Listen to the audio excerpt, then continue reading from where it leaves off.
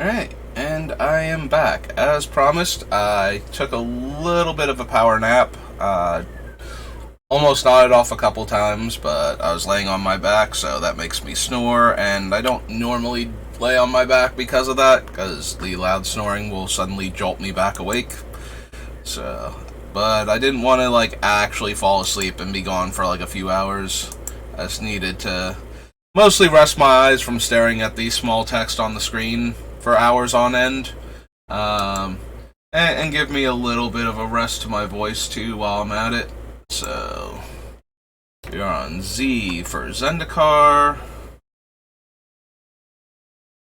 and we did regular Zendikar, so now we are on Zendikar Rising, and we are going to get back to it then. So let's go ahead and search Zendikar Rising up.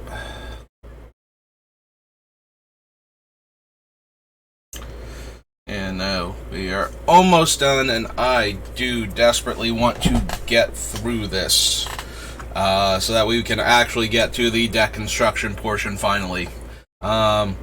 Hopefully the other deck buildings will go faster despite me having less time. Obviously there is stuff that is going to get me to start talking about anything and everything else Magic related, and that's always going to be an issue.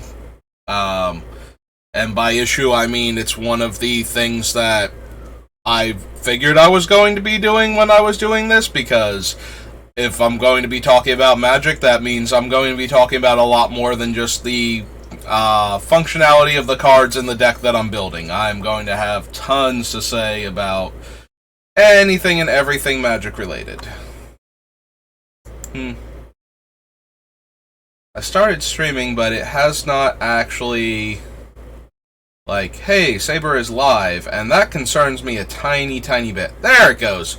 Stream elements, you had me scared there for a second. It's normally it's already done that by now. So, I was starting to grow a bit concerned that it had not said that yet.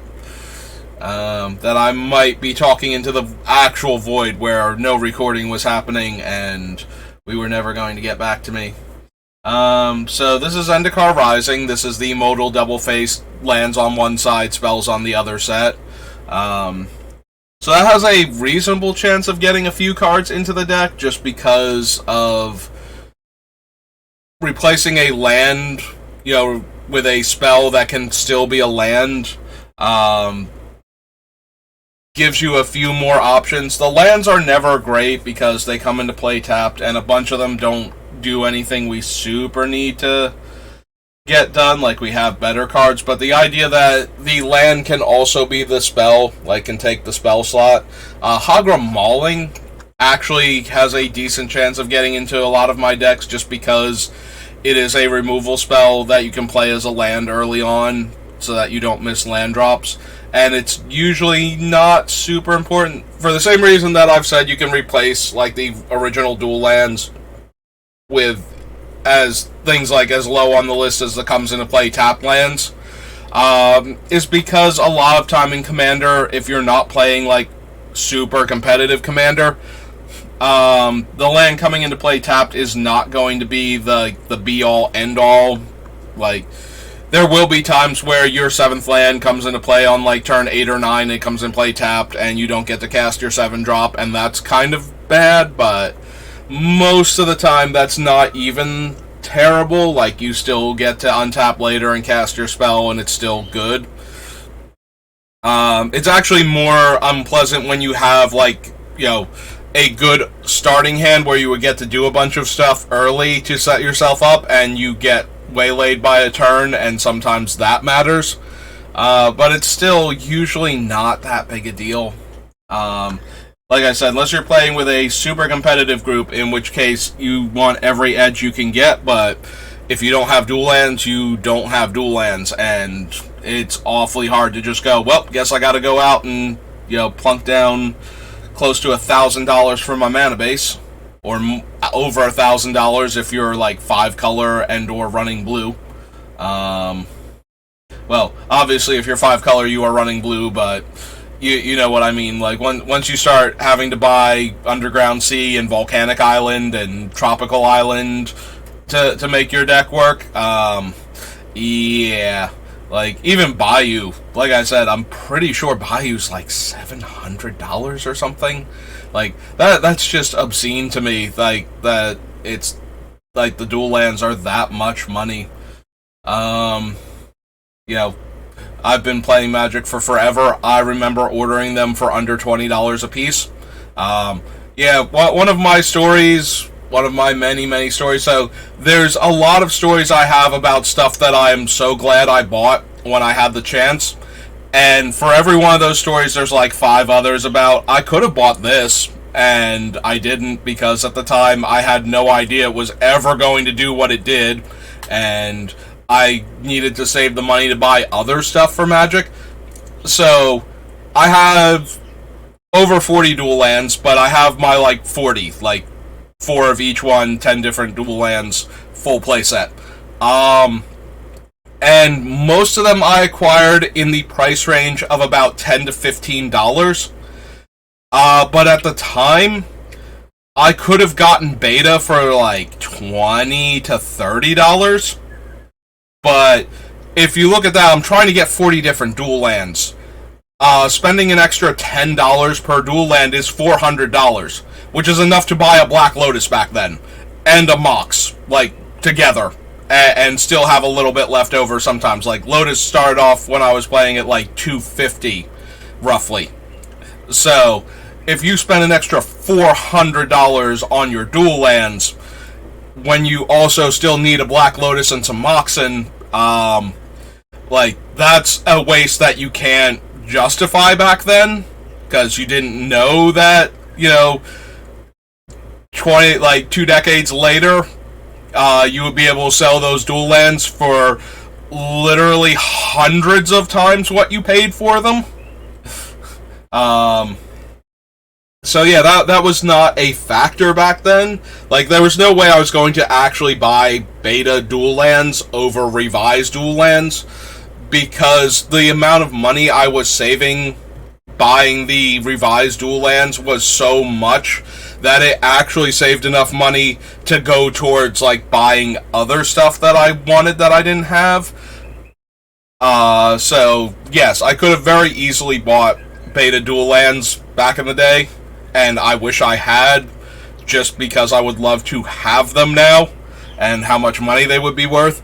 But, yeah, I could not justify it back then, and I would much rather have a playset of revised dual lands and have my beat up Black Lotus and my beta Ancestral Recall and all my unlimited, Moxen and Time Walk and Time Twister. I would rather have all that than, and be able to play Vintage now if I wanted to, rather than, yes, have beta dual lands, but maybe not have one of those and have to acquire one. The amount of money that I saved back then versus the amount of money I would have to spend now might mean that I would have to trade in some of those dual lands and downgrade them to revised in order to acquire the funds in order to purchase something like that. And I would rather just have all of the stuff and then worry about what edition it is. I do wish, though, that I had gone for beta sooner. I wound up not getting anything, like any of the dual lands beta, because, okay, so, Star City had started doing its Star City Opens, which were all, like, primarily, if not entirely, Legacy, which was, they did on purpose because it was helping them to sell Legacy staples that they had in stock, and it was driving the prices up for Legacy staples that were on the reserve list. So I knew that the dual lands were going up in price, and I had always kind of wanted to have beta dual lands, so I did try to acquire them, but at that point, like, beta Underground Seas were over $300 a piece. And yes, obviously, if I could go back in time, I would slap myself and go, no, do it, because they're just going to keep going up. They're never going down, and they're just going to keep going up. And I could have some beta dual lands right now, when I had the money to do it, and, like, I could not justify spending... The amount of money I can justify spending on Magic is absurd, by almost anybody's metric, including my own. but I cannot spend thousands, literal thousands of dollars just to get the cooler version of a card that I already own. Like, that will never, ever set quite right with me. When I'm trying to collect certain things and there are cards that get up there, I have a hard time, and I collect them, and I am obsessed with collecting, a lot of people, when you try and collect things, there's a part of the human brain that just wants to complete patterns, that wants to finish things off, to feel like you've done the whole thing. That drives people to, when they collect things, to like hunt down that one rare stupid piece that is worth all of the money and actually buy it. Like, that's the part of the brain that makes people do that. It actually is like innate to us, as a way to like get a thing done. It is like that primal part of the brain that is misfiring and caring about dumb things like nowadays, that don't actually help us, whereas before, finishing the task at hand meant that it was done, and anything that was important enough to occupy your time back then was probably life or death. So the need to finish and do the whole thing was actually a survival instinct back then, and now it makes us want to finish off our collections of like whatever random weird collectible we want so bad. But that part of my brain that drives me, I sometimes start fighting it only because it's so much money. This game is so expensive, and things are so much more expensive than they ever were. Like, nowadays, you can print a card in a new set and have the rarest version of that card be like $500 out of the pack type of thing, like, or more. I'm thinking of things like the fancy color Hidetsugus. Like, if you wanted one of those, that was an insane markup on those things. And yes, they were rare, but it's like Hidetsugu. Like, he is not an amazing tournament staple or anything. They just arbitrarily picked him to have that artwork on him, to have that that fancy treatment on his artwork, and for some reason he was the only one that they picked to do that. I was expecting him to be a major villain in the storyline, to have gotten that much going on. Like, you couldn't do that for the Emperor or Saito or Evil Tamio or Jingataxis, somebody who's actually relevant to the storyline. I guess I'm really glad they didn't do that, because the part of my brain that needs to collect promo cards had to track down the freaking yellow Neon Hidetsugu. So that was a thing. But yeah, so expensive Magic cards being expensive is just way too out of hand. Like, it's so hard to collect even like specific subsets of cards sometimes. They just keep releasing cards that are rarer and rarer for rarity's sake, to get people to spend money on the game and to make people feel like investing in the game is worth the money that they're spending, because they have cards that sell for these insane numbers.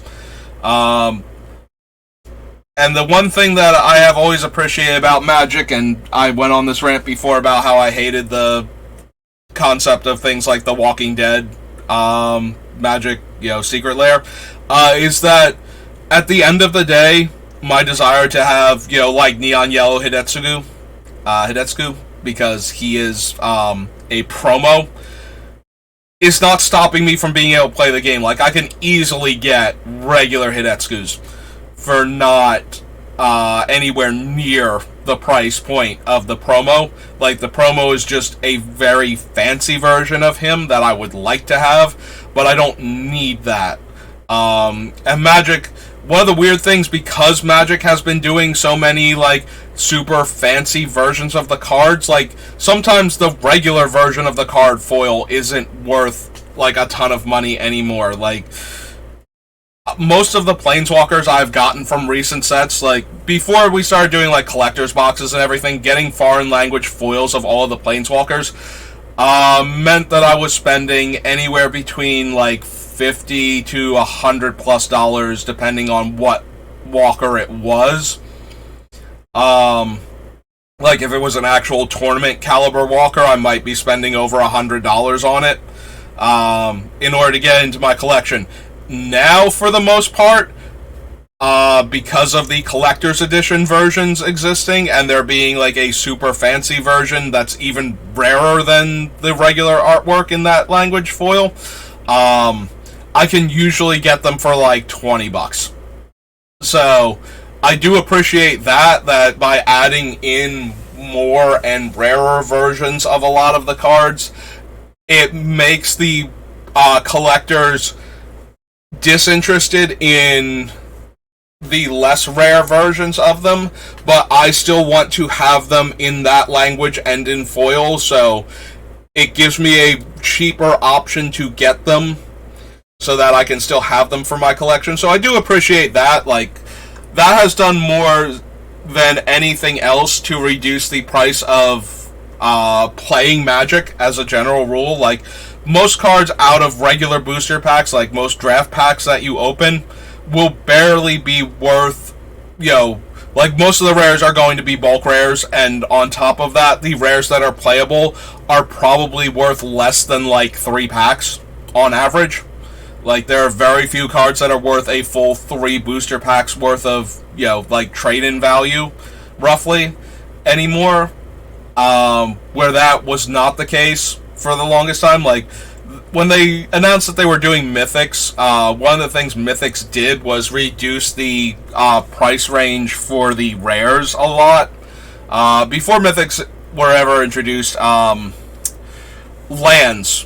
lands that were tournament staples were the most expensive things you could open in a booster pack, almost all of the time. They were, like, if there were 5 rare lands in the set, they were in the top 10 cards of that set that you could open. Because the mana base, it doesn't matter what you're playing, it matters if you can cast your spells.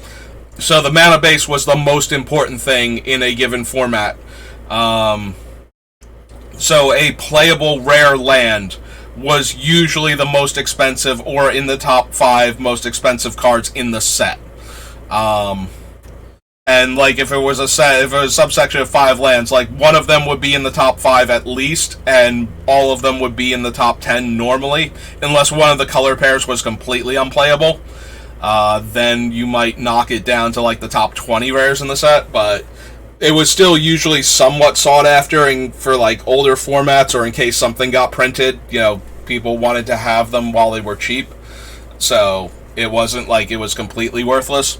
Then they introduced Mythics, and since lands are almost never Mythics unless the land is like a weird utility land type of thing, like, or is like one of these, like, I'm looking at Agadeem here, it's like, I'm land and I'm a Mythic. It's like, shut up, Agadeem, you're one of these spells, and the fact that there were modal double face cards is why you're a land on the back and a Mythic at the same time. But, aside from these things, the Mythics at land, I think, is like Eye of Ugin. I'm trying to think if there's literally any other Mythic lands out there. Like, I don't think the Gate lands was. I'm pretty sure that thing was a rare. The Maze's End, even though it had a win the game, like, alternate win con built into it by collecting all the gates into play. Yeah, because I think it was the release promo, and that was a regular rare, so that one wasn't Mythic. Dark Depths, were there? I don't even think there were Mythics at the time. We were still in Time Spiral, so yeah, Dark Depths didn't become a Mythic until later. Yeah, I'm pretty sure it's like these 5 lands that are, spells that happen to be lands on the back and are like Mythic caliber spells, more so than that they are, Mythic caliber lands. Like, being able to be a land on the other side and being able to come into play untapped, even at 3 life, makes them good and adds to their value, but it is not like, they're not Mythic because they are lands that are super powerful. They are Mythic because they are spells that are super powerful that can also be lands if you need them to be, type of thing. So yeah, Mythics drove down the prices on lands. Lands stopped being like the be-all, end-all of what you could open, unless they were like fetches or something. Something that was going to have lasting value once people stopped drafting the set and the lands went back up in price again. But unfortunately, while Mythics did drive down the prices of regular rares, they concentrated all of the value in a box into the Mythics for the most part, which now you like before, if there was a rare in the set that was worth $20 and you opened 36 packs, you had 20 chances at that rare. 21 counting the foil, because the average decks or average boxes used to have about one foil rare roughly per box. So you usually got like 37 shots at a given card. With Mythics, though, since you are only getting a set number of Mythics per box, it actually reduces the chances of you getting any given Mythic out of the box, because now only, it's like 1 in every 8 packs, so you're looking at like 4 Mythics, 5 Mythics per box, and maybe a foil Mythic if you're lucky. So now the hottest cards in the set are all Mythics, and a box only has 5 chances at most to produce the card that you want. Meant that if a Mythic was, like, Jace the Mind Sculptor was insane. Like, that man was worth so much money because you could open, multiple boxes and not get one. So the idea that you needed this card was, literally everywhere. Like, the best deck in the format was running 4 of him. Sorry. And you needed him, meant that you needed to cough up huge amounts of money because nobody was selling this card cheap, because you could open half a case of this set and not get him. Whereas that would be unrealistic for most rares before Mythics. Like, the idea that you could go through half a case and never see this rare was highly unlikely. Possible, certainly, but you're starting to get towards the end of the bell curves on that one. With Mythics, though, you can very easily open 3 boxes and not get one of the Mythics. That happens all the time. I open half a case of, every new set. That is, a actual new set as opposed to a set full of reprints. I don't bother with reprint sets because I don't, I already did this when the set was new. I don't need the reprints of it now type of thing. Gotta get some water. So, yeah, Mythics, you can open half a case and not see a Mythic. And that's a real feel-bad when, it's the most expensive card in the set and where most of the set's value is concentrated. Let me tell you, I'm really glad Murktide Liege from Modern Horizons 2 started doing something, because I got 3 of him and no Ragavans, and I was not a happy camper on that one.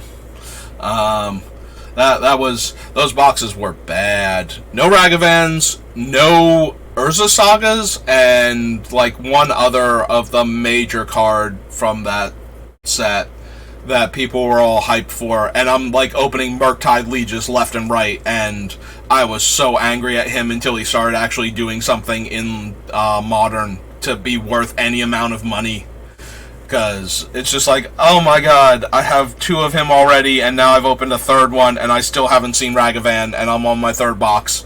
I didn't open, Grief, I think. I got very few of the, Grief, Endurance, Solitude. I didn't get any Subtleties. I got 1 Grief. I didn't get Subtlety, that's what it was. I got 1 Grief, 2 Solitudes. I had to buy Fury, and I had to buy Subtlety. I had to buy Ragavan, and I had to buy Urza Saga. So yeah, those boxes were ungodly painful to open. Those were some of the worst boxes I've ever opened. Usually, I have a bad box, and 2 okay boxes are normally what I expect when I buy 3 boxes. I'm mostly doing it to get the full set of commons and uncommons, and then try and get most of the good rares and mythics, and then have to buy a couple of them afterwards, or a couple more copies of them, just so I have them when they're things that I think will, I'll actually want more copies of down the line in case I ever have to play a constructed format ever again. that isn't Commander, because, if I have one of it, I'm good for Commander as far as I'm concerned. I will take those double face cards and write the name of the card I only have one copy of on all of the other ones that I need. But yeah, so Mythics were originally meant, part of the selling point of Mythics is, well, it's going to drive down the price on the rares. Because now the Mythics will, take up a lot of that value. But, most of the Mythics are not going to be, the be-all, end-all cards. And then we start getting Planeswalkers as Mythics, and Planeswalkers were super powerful. And, yeah, it became what's the Planeswalker in the set? Are they broken? They're one of the Mythics that you want to get your hands on because they're where all the money is at. But yeah, the collector's boxes with all of the foils and all of the extra rares, when those things get opened heavily, dramatically drives down the prices of the non-foil, non-fancy artwork versions of the cards. Just makes them so much easier to acquire.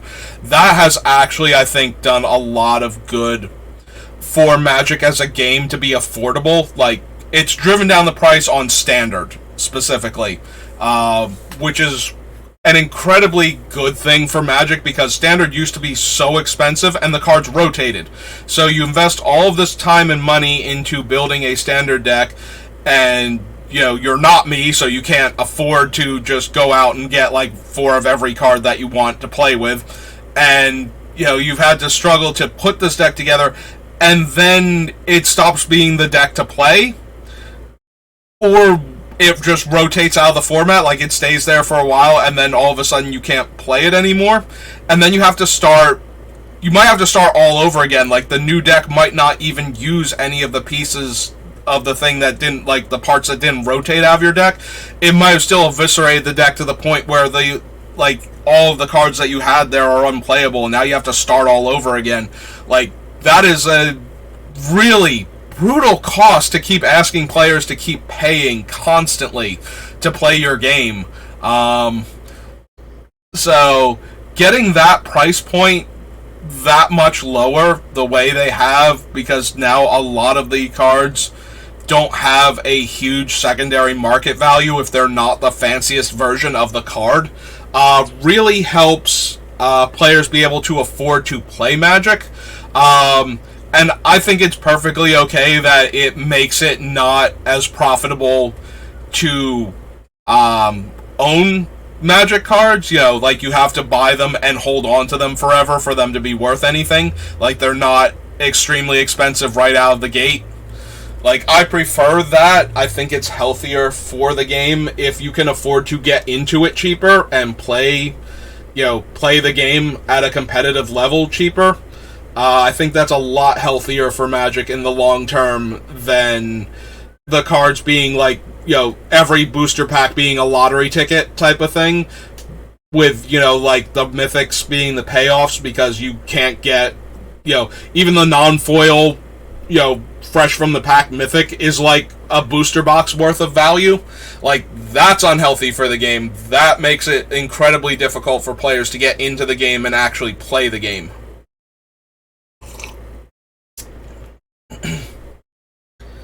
And if the price point scares new players away, again, new player retention is super important for Magic. That is what's going to keep it alive for, a full generation from now, where people are still playing Magic and still enjoying it.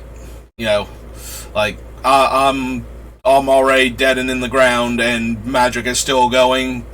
I am okay with that if we can keep Magic going without, as long as we don't do any of the horrible things, turn Magic into the Funko Pop of collectible card games, which is one of the main reasons why I hate the Universes Beyond cards so much, especially when they are unique cards that you need in order to have everything in Magic, and in order to be able to play with one of every card, at least for Commander, or, have them for the formats that they're legal in.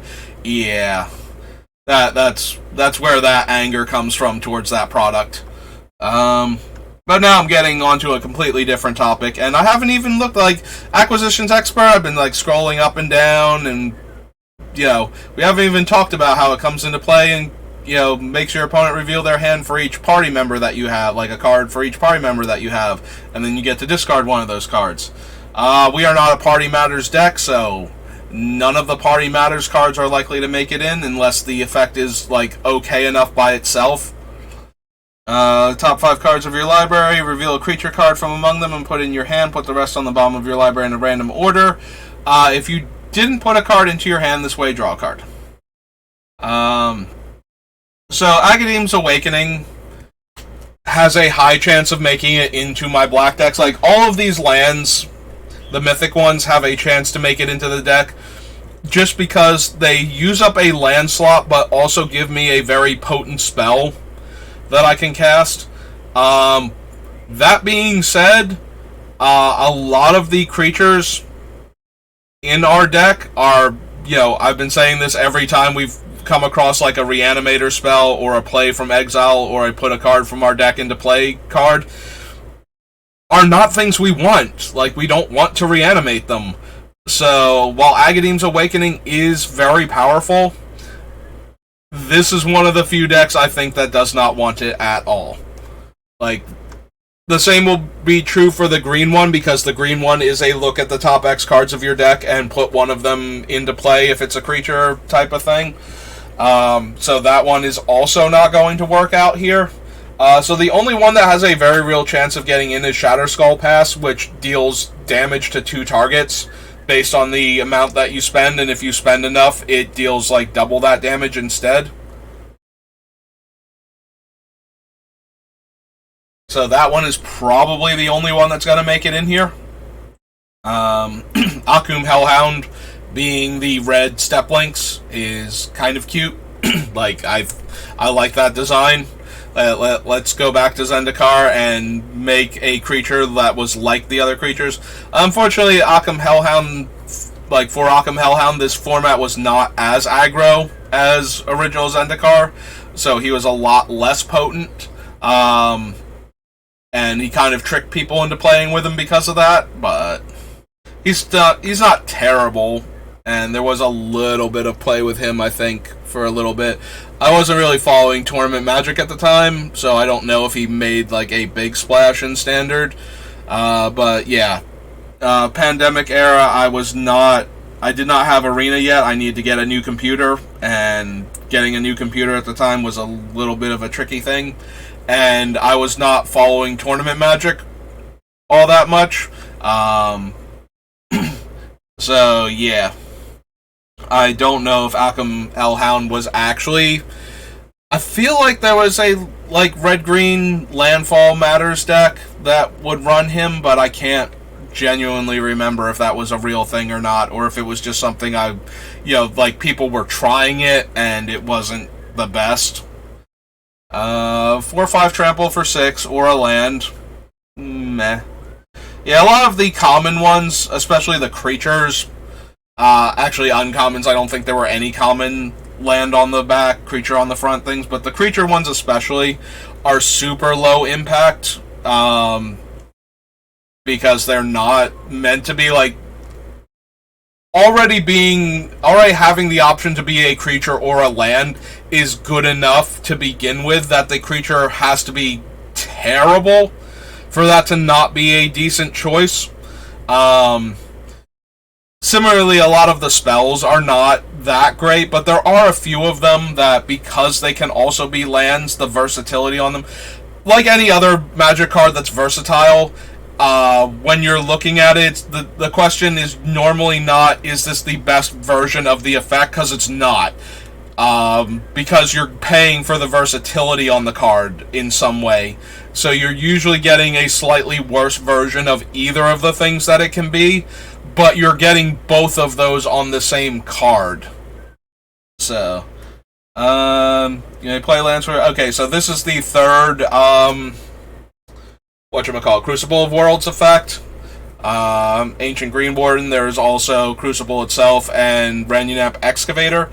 Crucible, I might retroactively go back and add to the deck because of how much Homeward Path helps this deck function, and because, players are going to have ways to kill non-basic lands.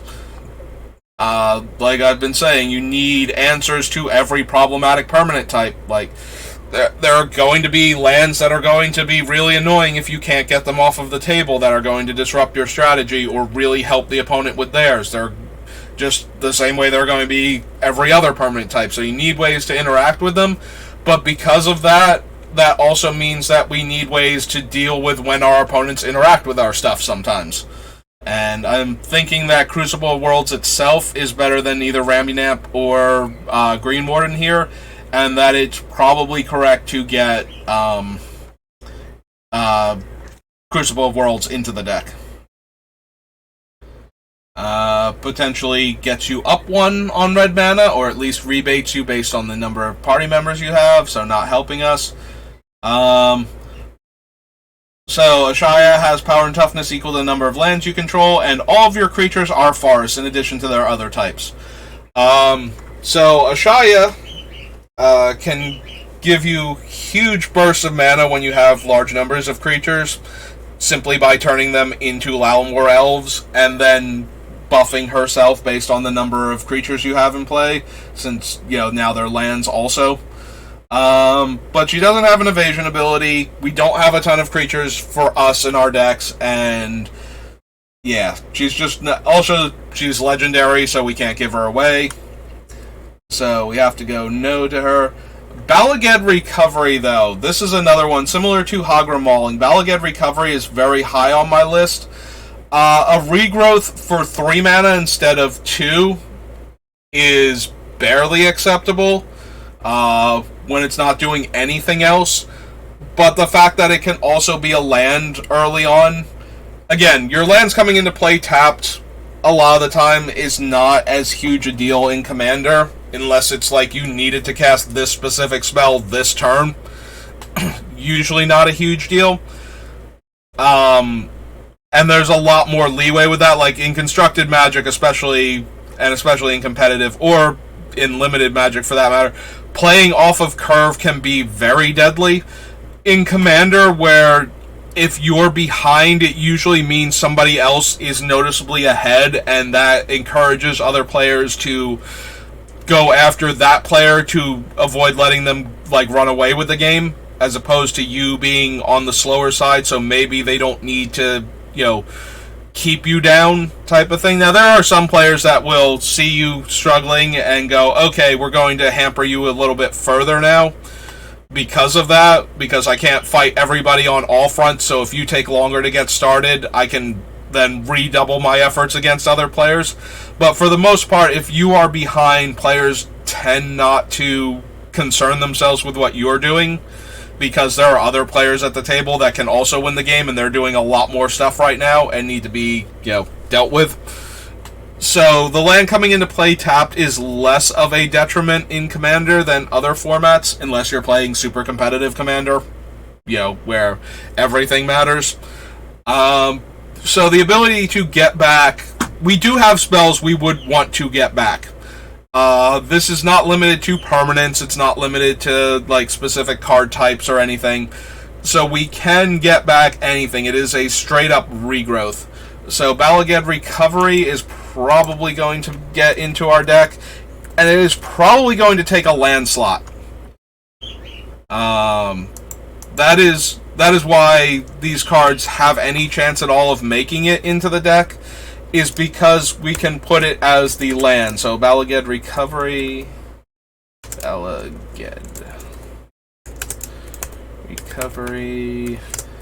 and Balaged Sanctuary.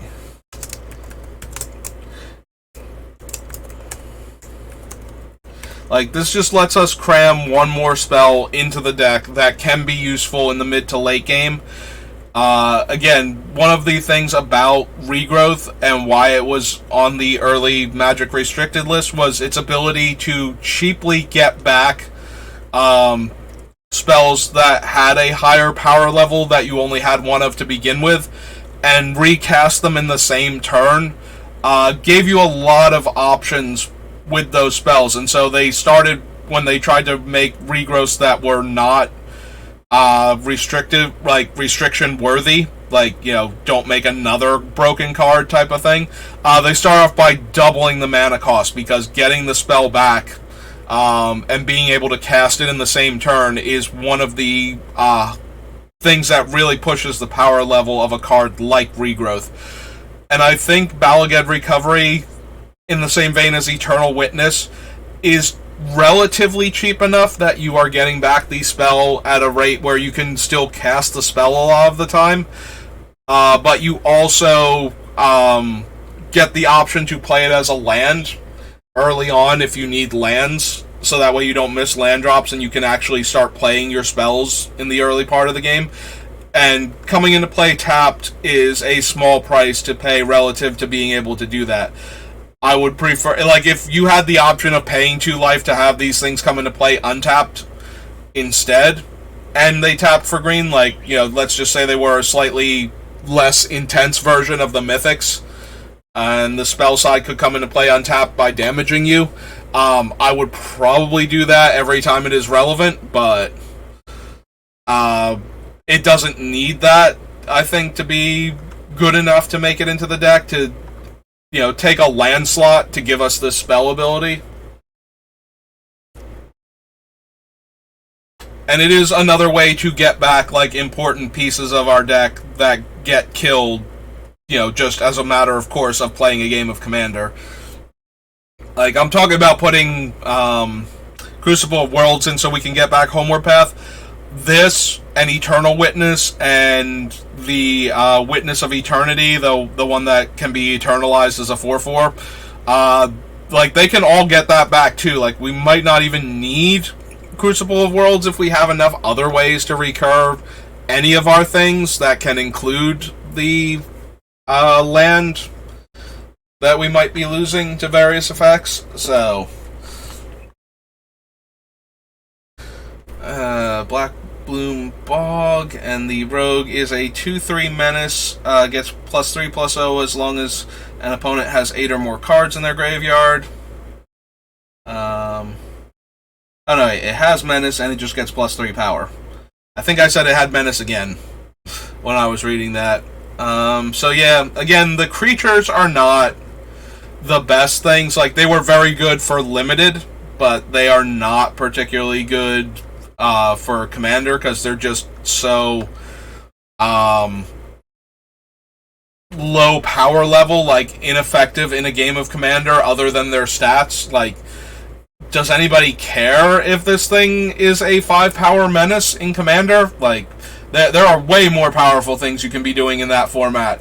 But for limited purposes, having a 3 mana 2/3 menace is already, like, okay, playable, and then it can be, a 5/3 in the mid to late game, and if you're missing land drops, you can play it as a land. Like, all of that together is a wonderful package for, like, limited. But yeah, Commander, we need, like, the best ones, and it's probably going to be the spells, not the creatures, that fulfill that.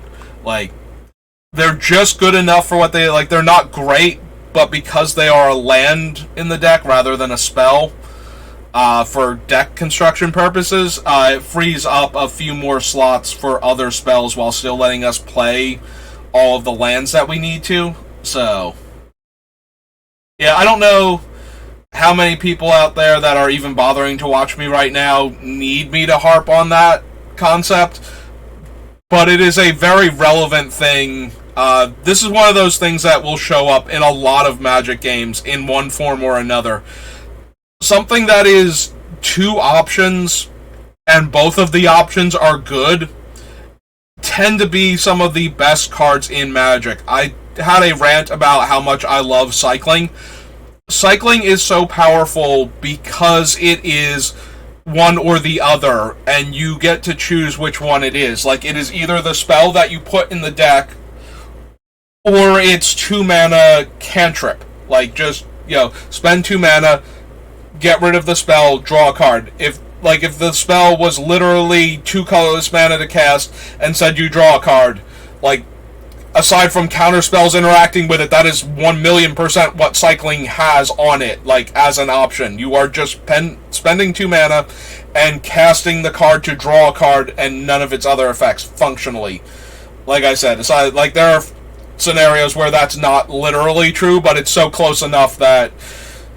And the fact that you can cast this 2-mana cantrip to draw a card with no other effects on it, or the spell that it is for its mana cost, is such a good, versatile thing in Magic. Like, when cycling first came out, nowadays there's like, you know, single color mana to cycle them, or 3 mana to cycle them. Like, there are other cycling costs besides the 2 colorless mana it used to be, but just for the sake of this observation on it, like, being able to spend a small amount of mana and discarding the card to draw a card means that if it is not what you need right now, you get to look for what you need, and having options on the card. So the spells that are also land in Zendikar are probably the most powerful of the modal cards that came out. Like, we had modal cards in this one, we had modal cards in Strixhaven, and I feel like, was there...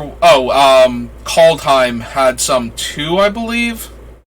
Right? You had, like, the gods, and then the backside were, like, the equipment. The most powerful ones out of all of them, I feel like, are the lands.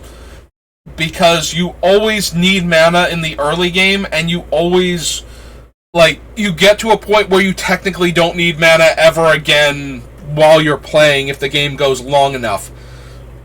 So the ability to have the lands in the early game when you desperately need them, and still have more spells in your deck, so that way you're drawing more spells than your opponent. I used to build limited decks with 16 lands, like, consistently, when the mentality was 17 lands is correct. And the reason I used to do that, and I started to realize that I was just getting, like, kind of lucky a lot of the times, and that I wasn't actually getting the effect that I wanted. So what happens is, when you run 16 land versus 17, sometimes you miss your 4th land drop, like, more often than you normally would, and on even rarer occasions you miss, like, the 3rd land drop. Which is very detrimental to your win rate when those things occur. The 3rd land drop is less likely, but the 4th one happens, like, just a touch more often, like, too much to be healthy in a lot of games. So you need to not need that 4th land as much if you're going to do the 16 lands. But what it did do was that the same thing happened on the other end, where I would tend to draw one more spell than the opponent. Like, some percentage of the games, you know, like, I don't know what the actual math is, I'm going by what it felt like it was, and it felt like it was happening often enough that I was convinced that the 16 land was the better option. Eventually I realized that I was losing too many games to that 4th land drop miss to make up for the number of games I was winning because I drew one more spell than the opponent. But it was happening often enough that it was kind of close, and in my mind it was slightly better. But yeah, when you have 16 land in your deck instead of 17, as long as you are hitting your land drops often enough to not fall behind, when you draw that one spell and your opponent draws the land in a game of limited, like, that spell has to be, like, completely terrible for it to not... Like, why did you even put this in your deck? Like, even if it's a mediocre creature or, like, an okay, you know, interactive spell of some kind, you have one more spell than your opponent. Limited comes down to how you manage your resources and how well you do with the ones that you have, and having one more spell drawn than the opponent when you both draw the same number of cards, or even better when they have drawn, like, one more than you, like, you know, you're on the play, they're on the draw, but you still drawn the same number of spells or even one more than them this entire time, without, you know, being so crimped on mana that you can't use those spells, is a major factor in deciding whether or not you win that game of Magic. Like, you can be very far ahead and flood out and lose a game of Magic because your opponent kept drawing spells and you kept not drawing spells, and they caught up and then they overtook you. So when you have a card that is a land when you need it, but then is a spell when you don't need land anymore, and you have it in the land slot in your limited deck, that is a huge benefit. And I think that these cards were the best implementation of the double-face modal cards because of that. Like, that option is the best option out of all of the options that they gave you with modal double-face cards. The creature on one side, spell on the other, and the two different types of creature, you know, one of this color and one of that color on the opposite sides of the card. Like, those are good options, don't get me wrong. Any spell that gives you options, and the options are, you know, reasonable for what they're asking you to pay for them, or gives you, like, a wide range, like, one is a cheap early play that you would want to make in the early part of the game, and one is an expensive, you know, like, balmy spell that's good enough to put in your deck, but, you know, you don't want to draw it in, like, the first 4 turns of the game type of thing. Like, those are great. I do love those for the same reason that I love any spell that is versatile. But the modal double-face lands are by far, I think, the, like, spell, front side, land, other side, are by far the strongest out of the modal double-face cards, I think. And it's because of that, because you can play a land, you can put it in your land slot and still have one more spell than the opponent. When I first saw the set, and I did try this early on, I would take every modal double-face card that was in my colors and try to run them in place of lands. I think that was overkill. I think that was slightly too much, because coming into play tapped is a cost. Like, eventually you are playing off-turn because of that. So that can hurt you in a game of Limited, because tempo is very important also. But the idea that I never had to worry about missing the land drops and could still cast my spells was still pretty potent. Like, I was not as far off the mark as, you know, I make it sound like. Yeah, yes, it is a drawback that they're coming into play tapped, and sometimes that will very, very much hurt you for having played all these modal double-face cards. But it was still correct to run most of them, because you had one more spell than the opponent that much more often. And that without giving up your land drops. So that was actually super important. Like, that kind of versatility. So when I'm looking at these cards, like, yes, the creatures are so low quality because they have to be, because the spell and the land together are good enough for Limited especially, that they would be too powerful if the creature were any better. But I think the spells, like Bala Ged Recovery, Hagra Mauling, and all of the mythic ones, have a very high chance of making it into any commander deck I build, just because of the versatility they offer. Like, you give up almost nothing to put one of these in your land slot. The only dangerous thing is putting too many in and not having room for, you know, basic lands, because there are a lot of cards that hate on non-basics that show up in Commander, and you need to have some amount of basics in your deck. But at the same time, they are so versatile that it's worth it, I think, to include at least a couple of them. Especially if you can take full advantage of the effect that they are using. And I think that we can with Bala Ged Recovery. I think that we will be putting this in our deck with the idea that we are getting back the tiny handful of cards. Like, we might even cut Regrowth now, or, like I said, we might not actually add Crucible of Worlds, because we only need to get back a handful of cards. And while, yes, it would help to be able to constantly replay Homeward Path if our opponent is recurring land destruction against us or has a ton of it to work with, it's just one facet of our deck. Like, it helps a lot to be able to grab back our creatures if they're not going to die and use them to, you know, sacrifice for value and then be able to reanimate them again on another player's turn. Like, that's a really powerful trick, and it's definitely something our deck wants to do, but it's not like it's the only thing that we're doing. Like, we are killing players with some of these creatures just by giving them the creature in the first place. Like, the leveler on your upkeep is going to kill you 99% of the time. So, we don't necessarily need, like, infinite recursion where we can do it every single turn of the game. We do have enough fetches, though. Like, if we're going to go with my default build, where the fetches are going in because we have all of the dual lands and everything, then we get more out of putting these in there. Like putting Crucible of Worlds in, because now we get the fetches back also every turn if we want them to.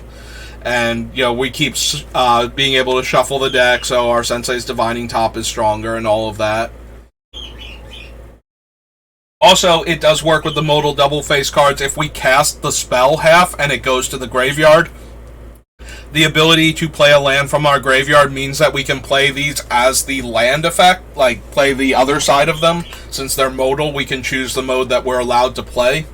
So that is a factor when building the deck. That might get Crucible in there anyway if we're going to... We are probably only going to run like 3 or 4 of these spell lands at most.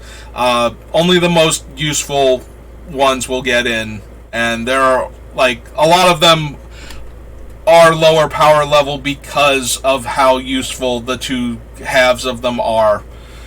But there are some that are good enough, that have spells that are potent enough that we would consider them, and like I said, Balaged Recovery is on the list, and it is likely to stay in the deck all the way to the end. I don't think I will be cutting it because of that. Because it's only taking up a land slot.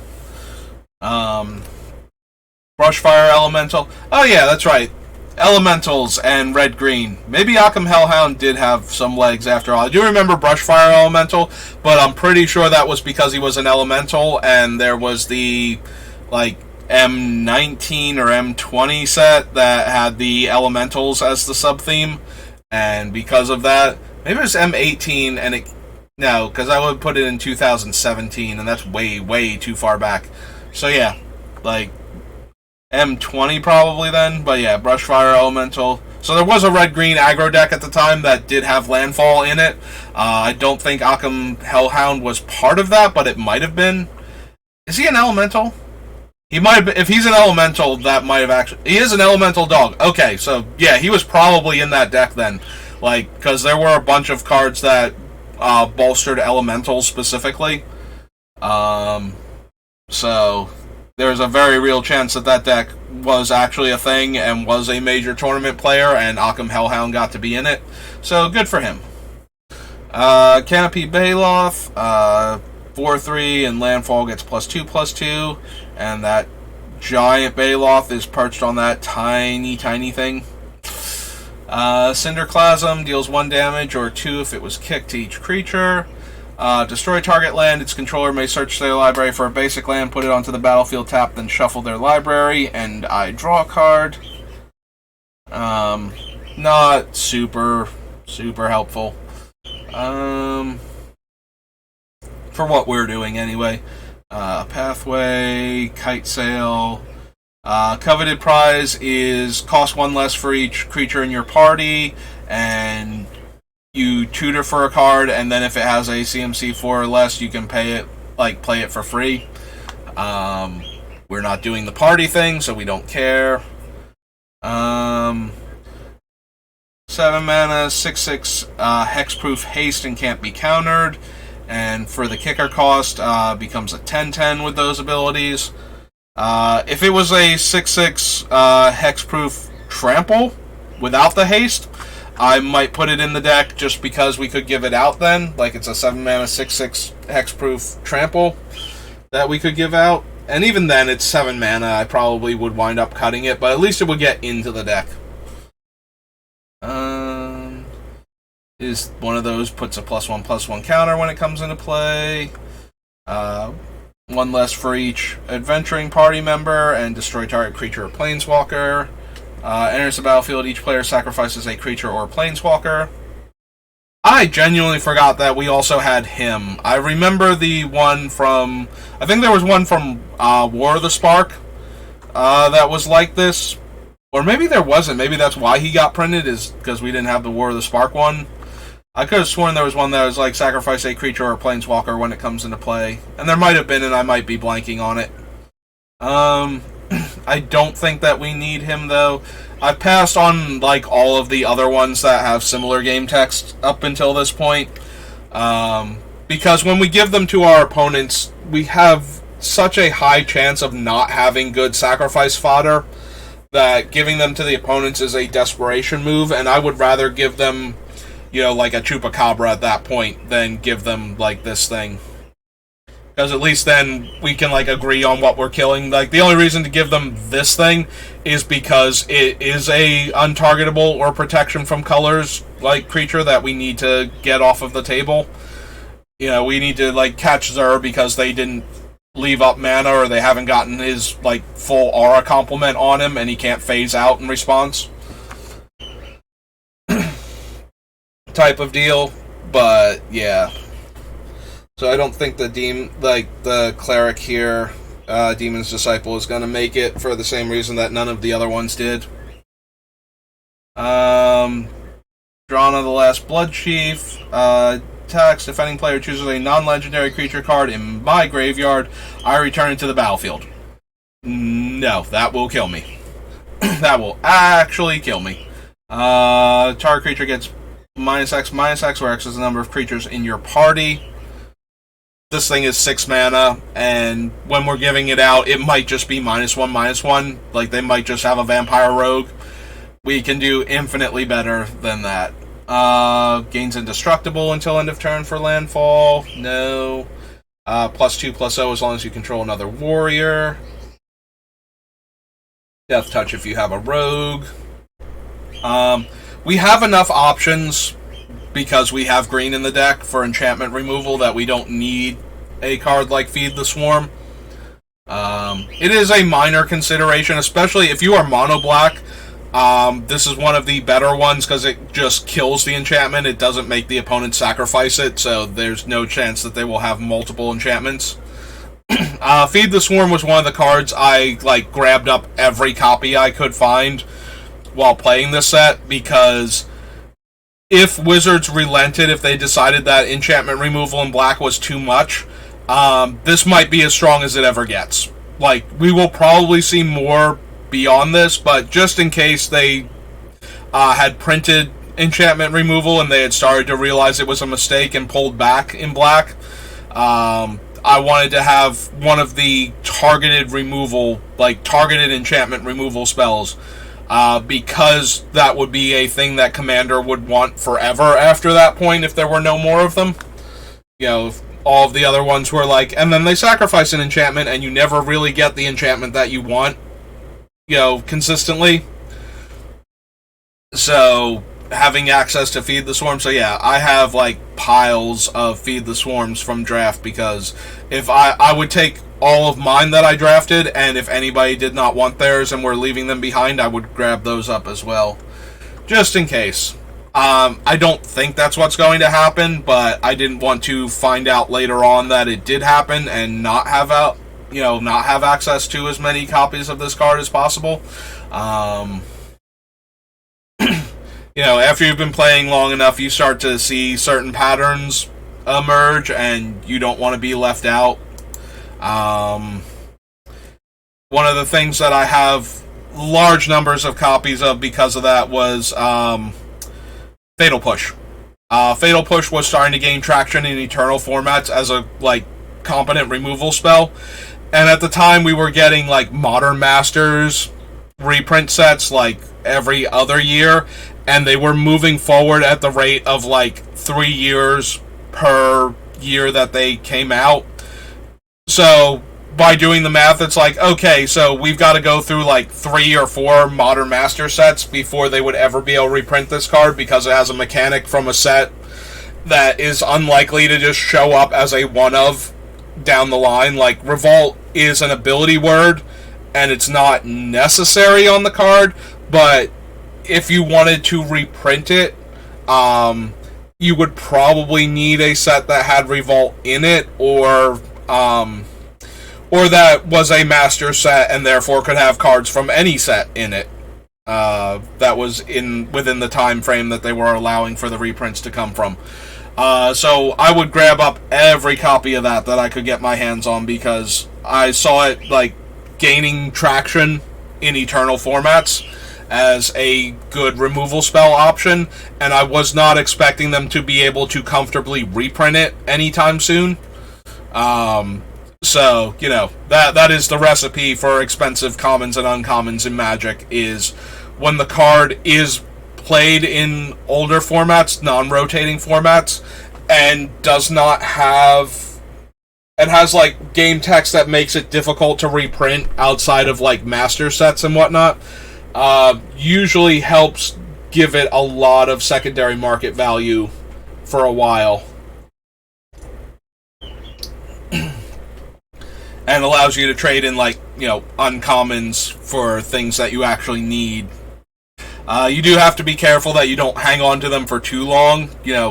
Once they finally do get reprinted, the value tends to tank significantly, especially when they're coming out of sets like that, because there's usually something that people really want, and so they're opening a lot of the set trying to get those cards, and that drives down the price of, like, commons and uncommons in the set.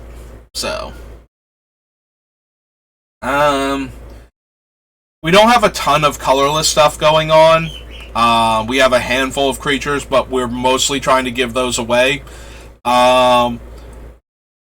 We have a bunch of colorless permanents that tap for mana, but most of them don't tap for colorless specifically. I was already, going on and on about how I don't think we have tons of colorless requirements in the set or in our deck, so I would rather have the cheaper colored mana producers, like the signets and whatnot, in our deck for that. So, and casting colorless spells and gaining 2 life is probably not worth the investment. Like, I do like Forsaken Monument, but it's not doing any of the things we really need it to do for this deck. 1/1 flying lifelink, and if you kicked it, it's got 2 counters. Gnarlid Colony. Goma Fada Vanguard. Attacks target creature an opponent controls with power less than or equal to the number of warriors you control. Can't block this turn. Grakmaw is 3 counters. Creature dies. If it had a counter on it, put a counter on Grakmaw. When Grakmaw dies, you get a black and green Hydra token with a power and toughness equal to the number of counters that were on him. So no to that. Bugcatcher gets +1 power for each creature in your party, so no. Deals combat damage to a player, exile the top card of your library. You may play it this turn. Nope. Dies, put a +1/+1 counter on target creature you control. So that's Hagra Blood Pit, or Brood Pit, which combines with Hagra Mauling.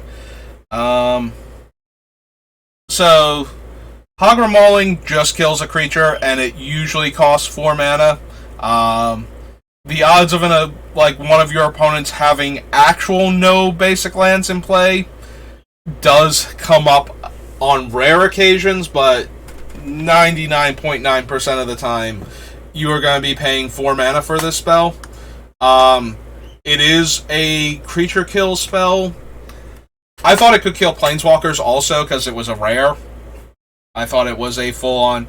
It's been so long since I've needed to do anything with Hagra Mauling, other than play it as a land. Like, it is in my Mogus deck. And I think maybe there's one in Tasigur also. Possibly not, though. But yeah, Hagra Mauling... If it did kill planeswalkers and creatures, I would definitely put it in, since it only kills creatures. We're definitely running the Bala Ged Recovery. Like, that one's already in the deck, and like I said, I don't see myself taking it back out. So Constrictor, real quick, that was in the middle of these 2 cards, comes in with 2 counters, and creatures with counters have Menace. It is still okay, like, if you are looking for another non-basic land, if you wanted to run Hagra Mauling. Like I said, I definitely have it in some of my decks. I don't remember if I knew at the time when I put it in that it could only kill creatures, but it is still, like, at 4 mana, it's a bit much, even as an instant, but it is an instant and it can kill a creature, so both of those are important in Commander, like being able to wait until the creature decides to start doing something you can't otherwise deal with, like attack you, as opposed to attacking another player.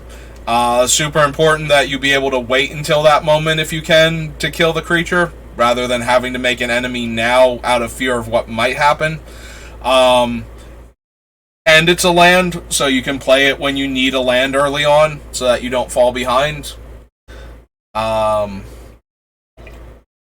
Yeah, everything I said about Balagad Recovery does still apply to Hagra Mauling, but it is a bit more underwhelming than I remembered it. I could have sworn it could kill Planeswalkers because it was a rare. I don't think I've ever used it to do that. I forget if I have English copies in my decks or not. But I did think it could kill Planeswalkers, so maybe I'm pushing it a bit to have it in my decks. Like I said, it's still a spell, it's still a land. That level of versatility is very strong. But Balagad Recovery might be better for our deck, and we might not need the Hagra Mauling.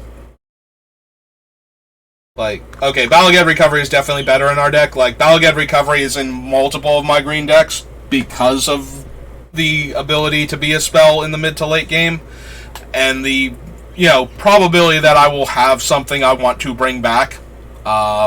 Pretty decent. Being Commander and all, your stuff is going to go to the graveyard at some point in time, so. Choose one. If it's kicked, choose any number instead. 2 counters on a creature, gain X life, and target creature you control fights target creature you don't control. Don't need any of those for this deck. Target opponent discards 2 cards, return target creature card with converted mana cost 2 or less from your graveyard to the battlefield. Destroy target creature with converted mana cost 3 or less. All of those are super underwhelming, especially on a 5/7 drop. 7 mana? No, I'm good, thanks. Beginning of your end step, create a 1/1 insect creature token for each +1/+1 counter you've put on creatures you control this turn. Nope. Enters the battlefield, draw a card. I do love Draga Visionary. It's a wizard for the Party Matters deck, but more importantly, it is a hill giant with -1 toughness and draw a card attached to it, and that is certainly worth considering.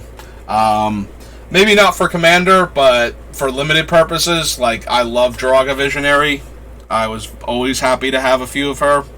Especially if I couldn't draft the really fun kicker deck that's in this set. We're not seeing the blue card, so you can't really see, but the Drake Nest, or whatever it's called, and all of the fun kicker cards, especially the ones that bounce your spells. Like, there's a creature that can bounce another creature in play other than itself for its kicker cost, and a creature that lets you buy back spells when you kick it. And if you combine those two with other kicker spells, then you just get to do lots of fun degenerate things when the deck is working. And the Drake Nest itself, making 2/2s every time you cast a kick spell, is just all upside all the time. Like, that thing is almost strong enough to begin with. Like, it's like 4 mana for a 2/2 flyer to begin with, if you can cast it with its kicker cost. And then after that, it just keeps making 2/2s every time you kick a spell. And that was more than enough for most games. I did have a lot of fun with that deck whenever it was available. But because it was such a good deck and a high priority, sometimes you couldn't get it. So Draga Visionary, definitely a card I love playing in this format also. I did forget about Kazandu Mammoth. It's not an amazing creature, and we're probably not going to run it, but I did forget it when I was, like, dissing the creatures for Commander purposes. A 3/3 for 3, like a Centaur Courser, that's a 5/5 with landfall. Like, that is not absolutely unplayable, especially if it's only taking up a land slot in your deck instead of a spell slot. Like, as a spell, no, I would never run this in my commander deck. In place of a basic forest, you can talk me into that one a lot easier than... In that, I would actually seriously consider it. We don't have the landfall triggers to care about Kazandu Mammoth. Like, if we accelerated in the more traditional green way, where we were putting extra lands into play, then Kazandu Mammoth goes a lot up in value to me as a land that we can play as a creature when we don't need lands. Because then you might be attacking with it as a 5/5 or a 7/7 consistently. So that is worth, at least, a minor consideration for your deck. We're not accelerating that way. We're primarily using artifact mana sources. So the Kazandu Mammoth goes down in value because of that, and is already, kind of borderline to begin with. So I think it's not going to make it into the deck, but I did completely dismiss the idea of playing any of the creatures, and I did not give Kazandu Mammoth, proper respect for that. Cowards can't block warriors, can activate each of these once per turn, +1/+1, becomes a coward, and warriors gain trample. Nothing that we need. 1/3 landfall, gain a life, no. Enters the battlefield, return up to 2 lands you control to their owner's hand, no. There's the backside of the Mammoth. Kazul's Cliffs and Kazul's Fury. This is a fling. We can cast this as a fling to throw one of our creatures that we wanted to get off of the battlefield anyway at the opponent. Or to any other valid target in play. That alone might actually make it viable for the deck. Again, in the land slot, just to get another spell. This one is a bit more iffy. The spell effect is not so good that I'm more than willing to have my land come into play tapped in order to get the effect, but it is good enough. It is something that our deck would be interested in doing. One too many U's. That it might make it into the deck, just as a, in place of a basic land, basically.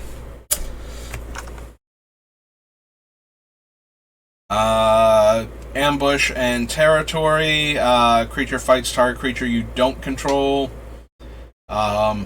Is okay, but we don't have enough, creatures that we are playing, that we will have something guaranteed that we want to fight with.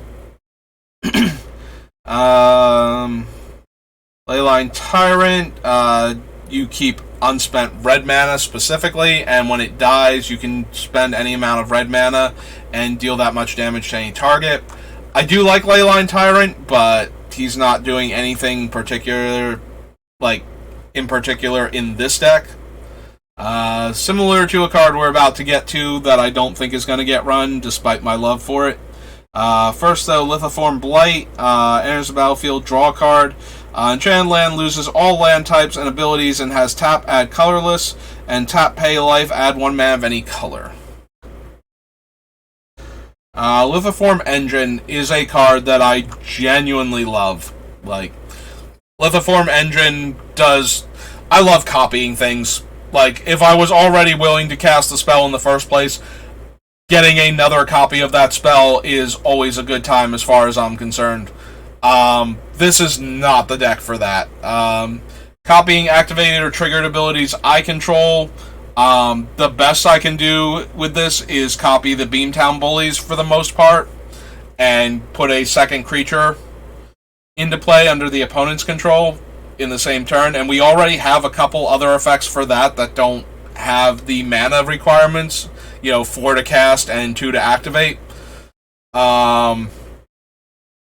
Copying instants and sorceries, again, every part of this thing is good, and it's powerful, but it's not doing anything that our deck needs, and it's not even doing a lot of stuff that our deck wants. Like, Lithiform Engine is one of those cards that will make it into most of my decks because I care about activated abilities. Like, Lithiform Engine is in my Planeswalker deck because it can copy the activated abilities on the Planeswalkers. It's in the Planeswalker deck also to copy the spells because I have Time Walk effects in there, and getting multiple extra turns off of a single Time Walk effect means that the Planeswalkers ultimate when my opponents weren't expecting them to, whether they thought they had time to stop them and didn't, go after them when they should have or could have, because they didn't know something like this was going to happen. But this also goes in, like, risks, where I want to copy the permanent spell because it becomes a token. So if I copy a creature spell, risk can copy that creature. But if I copy something like Doubling Season and get, like, 2 separate Doubling Season tokens, like a regular and a token Doubling Season, and then start doing my normal shenanigans with risk, now I have 2 Doubling Seasons in play. Like, that is insane. And Riss is already running Parallel Lives and Anointed Procession also, so he has multiple cards that if he can get one of them to make a copy of itself, then a lot of things start getting out of hand very quickly, for a deck that already gets out of hand very quickly. So, exponential growth makes it a lot harder for the opponents to have the cards that they need right now to stop what is happening, and then keep it stopped for the foreseeable future. Lithiform Engine makes it into a lot of my decks where any one of the modes is good, but all of the modes can do, like, really cool things. Like, again, it's usually in there because it copies one of the 3 specific things that I most want to copy with it. But, I'm still going to have other things. Like, I can still, this being in Riss, I can still copy Riss's activated ability. I can still copy, I keep almost saying the wrong word for it. The Convoke one that gets a creature out of your deck. It's like 3 green and X. Accord. Wow, I'm blanking so hard. It's original Ravnica, it's triple green, it shows up in most Commander decks, and for some reason I can picture it. Court of Calling. Wow, okay. Like, yes, I can copy Court of Calling, with Riss, and get another Court, like, get 2 creatures out of my deck, go get Elish Norn and Kamal, Fist of Krosa at the same time, and just wreck everybody else's day. I can do more than just make the token copy of the permanent with it, and it will do other stuff in my deck besides that, but it also makes token copies of permanent spells that I'm casting, and if you make a token copy of a token maker, and then copy that with Riss again, millions of creatures all at once, and all of the triggers from all of my stuff, so that way I just win the game. Lithiform Engine is one of my favorite cards because it copies anything, basically, and I love making copies of things that I was already going to play to begin with. Like, that is one of my favorite things to do.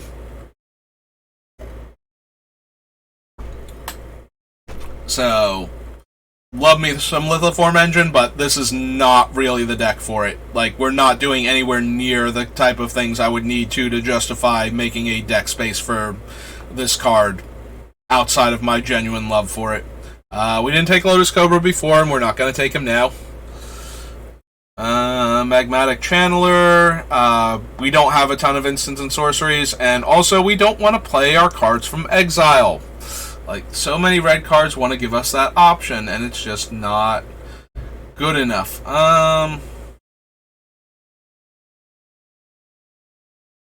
Yeah, I kind of skipped over Malakir Blood Priest, because Malakir Rebirth is actually another card that is in multiple of my commander decks. You spend a black and 2 life, and you target your creature that you want to not die, and then you get it back when it does die this turn. So in response to non-exiling removal spells, Like, you can let your commander die with this effect floating on it and just get it back. So 1 mana protect your commander, 1 mana protect your, like, anything from non-exiling effects. I think we're going to add this one in there for the same reason that I said it was in my other commander decks. Like, we want to protect the Beamtown Bullies above almost everything. Like, they are so integral to what we are trying to do. Like, we have done a very good job of picking cards that make the Bullies what they are, like, make them strong, let them do what they were intended to do, which is give the opponents awful creatures that hurt the opponents, and then, you know, force them to turn those creatures against each other on top of that. Like, that is what the Beamtown Bullies do, and what they do best, and how I think they best win games is by doing that, as opposed to just, you know, being the go deck that happens to give out their big creatures that have died. Like, I think a focused effort on their ability to give back creatures is what makes the deck unique. And we've been picking a lot of cards, but because we are so all in on using their ability, we need them to be in play. Like, they have to live through stuff. And the Rebirth and the Mire, like, the Rebirth gives us another way to protect them. That is also a land if we need it.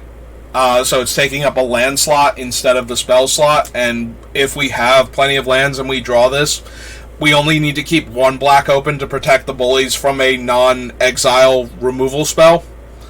So yeah, we're going to run this almost definitely, just as another way to protect them, and, you know, without taking up a slot in the deck, basically, for spells. Gain a life, each opponent loses a life. Kicker spell, and it's a buff. Oh, isn't this from the commander deck? Like, what's its card number? Oh no, it's 113 out of 280. Okay, maybe it is from the actual thing. What am I confusing it with? There are commander decks for this set, and one of them was a blue-black deck, and I could have sworn it had this equipment, but maybe I'm blanking on what it... Alright, so let's read it, because I'm confusing it with another card to begin with. Enters the battlefield attached to target creature you control. Gets +1/+0. Gets +3/+1 instead, as long as the opponent has 8 or more cards in their graveyard, and then equips for 3 later on. We're gonna have to see the commander deck for me to know which card I'm thinking of that I thought this card was, but I'm pretty sure the deck also has an equipment that is black and has to do with milling cards, because that was the sub-theme for that particular commander deck. Discards 2 cards, mills a card, loses a life, and you gain a life. You know, staple a whole bunch of random things onto your Mind Rot. I mean, Mind Rot is, you know, playable in Limited, especially Sealed, and almost nowhere else. So I guess they were trying to ramp it up a bit, make it more worthwhile. And there is, like, a mill sub-theme in Blue-Black. And they're losing a life and you gain a life. Like, it's all minor stuff, but, you know, you get all of it for what you used to spend for just Mind Rot, so maybe it's... I don't remember this card being particularly powerful, even when you wanted to mill your opponent. Even though it's getting them, like, 3 cards, I'm sorry, it mills 1. For some reason, I'm thinking it mills 2. I'm thinking of, like, Demogorgon's Clutches or something from Forgotten Realms, and therefore the Baldur's Gate thing. But yeah, discards 2 cards and mills a card. So you're getting them 3 out of the 8 cards that you need in order for the rogues to turn on in this set. Still seems not great. 2 damage to target creature or planeswalker, or destroy an artifact. Each creature you control gets +1 power for each time it has attack this turn, and landfall you get an extra combat step. 2/2, kicker 3, comes into play with 3 counters. Whenever 1 or more +1/+1 counters are put on a creature you control, if it's in your graveyard, you may put it on top of your library. Nope. 3/3 for 3 with the warrior type. 3/3 for 3 with insane kicker value. We don't have like a lot of spells with kicker, so we're not going to be able to take advantage of that. But Murasa Sproutling, like being blue was good enough normally for the kicker deck. Like if you had the Drake and you had the like the bounce wizard and the buyback a spell wizard, you were normally doing well enough that you did not need it. But if you could get green into that deck and you could get like Murasa Sproutling, you know, more power to you. You're already like crushing it, so why not have everything all the time? If it's kicked, it enters the battlefield with a +1/+1 counter on it for each non-basic land your opponents control. When it becomes the target of a spell, sacrifice it and create a number of 1/1 colorless construct artifact tokens equal to its power. It is a 4-mana 4/4 baseline.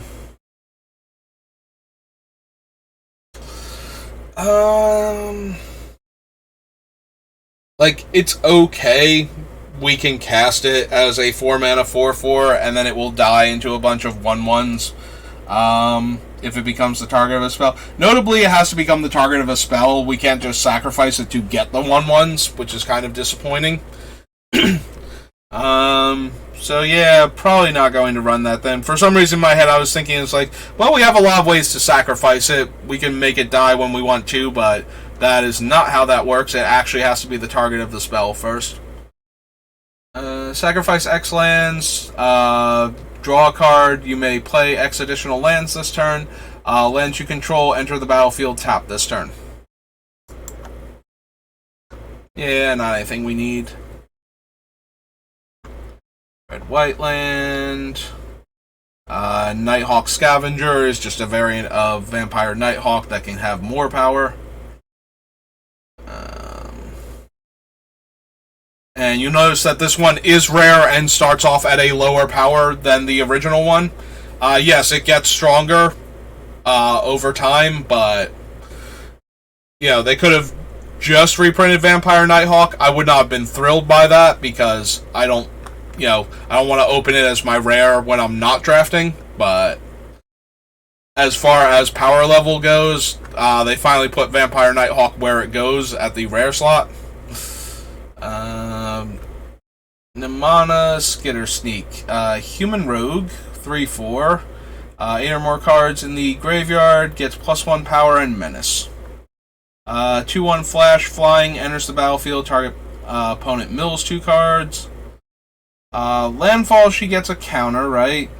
Put a loyalty counter on her. Untap a land you control. You may have it become a 3/3 elemental creature token with haste and menace until end of turn. It's still a land. You may put a creature card with converted mana cost less than the number of lands you control onto the battlefield from your hand or graveyard with 2 +1/+1 counters on it. So no and no. Sorry, Nisa. Nisa Zendikon becomes a 4/4 with reach and haste. Dies, return that card to owner's hand. Null Priest of Oblivion, 2-mana 2/1 lifelink menace, and kicks for 4. Return target creature card from my graveyard to the battlefield. Nope. Target creature you control gains indestructible until end of turn. Draw a card if that creature had a +1/+1 counter on it. So nope. There's Undo Inversion's backside. Enters the battlefield, put a 1/1 counter on target creature you control, and when it attacks, put a +1/+1 counter on each attacking creature with a 1/1 counter on it. Palaka Predation. Target opponent reveals their hand. You choose a card from it with converted mana cost 3 or greater, and that player discards that card.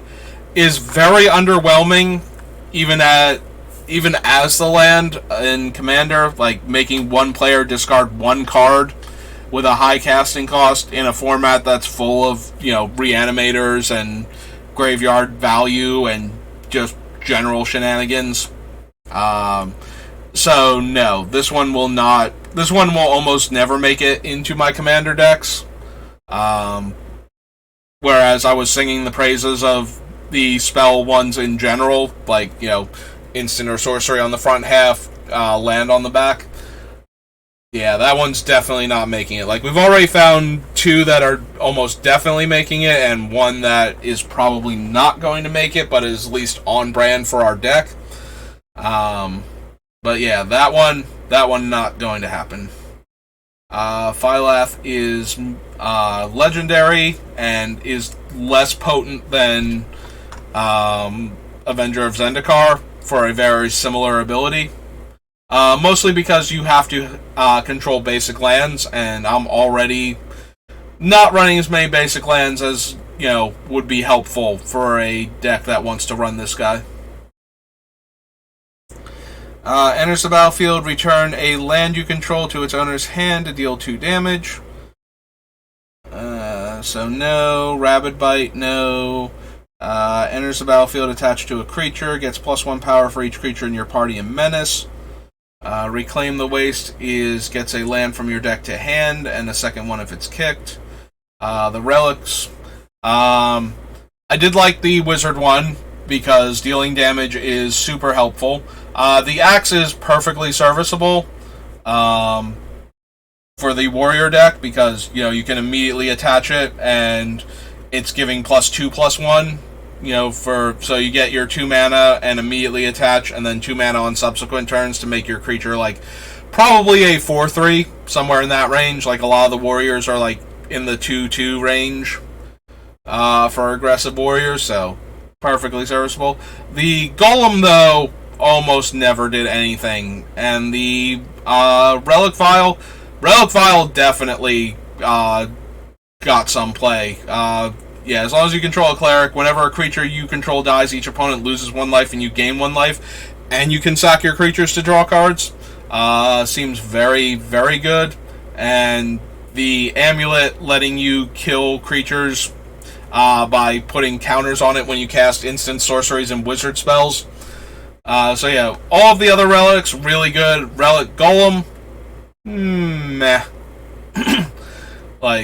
Can attack or block until your opponent has enough cards in the graveyard, and can mill a player for 2 cards. Neither one of those is particularly impressive, even on a 3 mana 6/6.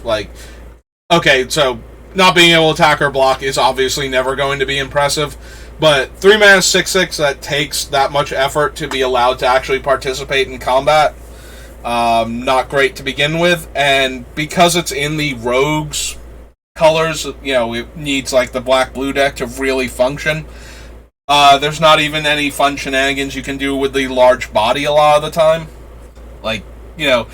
If the deck that it wanted to go in was base green, and you could use it this creature as the fight creature for the fight effects, maybe you'd have a bit more play. But yeah, he's not doing anything until he's on, aside from milling the opponent, and the fact that it's a 3 mana to cast and 2 mana to activate, and you can't even activate him in the same turn that you cast him because he is a creature. All of those combine to make a very underwhelming card, especially when compared to all of the other relic items that care about the party members.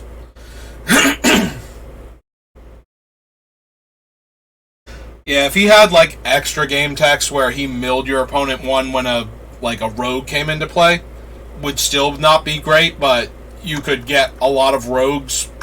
Your deck was already a lot of rogues, so you getting to the required cards a lot faster without having to spend the mana on him to activate his ability. But because you're tapping him to do that, instead of it being limited to activate once per turn, also means that the one time that you activate him and get the cards into the graveyard, he can't then block a creature mid-combat or, attack in that same turn, so all very underwhelming, unfortunately. But the other cards were, so good in Zendikar Limited that it feels really bad that this one is so much worse than all of the other ones. Yeah, when it deals damage to your opponent gets an 0/1, and the 0/1 deals damage to them. Unfortunately, while it's an 0/1 that can't block and deals damage to players, it is still a creature and can still do stuff. So Relic Robber is not generally... I've played with him, and he's done some fun things, but a lot of the time, even in, standard, like bad standard decks that I'm using to do my dailies back in the day. Back in the day being before the previous rotation. Relic Robber still, there were times where I would give my opponent a creature, or worse, they would give me a creature, and I'm like a red-white aggro deck, and I would play something, like Paladin class, and now all of a sudden I have, instead of an 0-1 that can't block and is dealing me damage, I have a 1-2 that can't block and is dealing me damage and is attacking my opponent for damage. And yeah. So giving me a bunch of those, while it is killing me, it is also killing you a lot faster than you would think. Even more dangerous in Commander, where there are also a lot of Artifact Matters cards running around. So we are giving our opponents an 0-1 artifact creature with this thing. So, yeah, it's not going to make it in the deck, but I do like the design of Relic Robber. It's like, here, no, you take this cursed idol. You figure out how to deal with it. And that's kind of amusing, but it's not good. Like, cool and good are not, they are mutually exclusive on that particular card.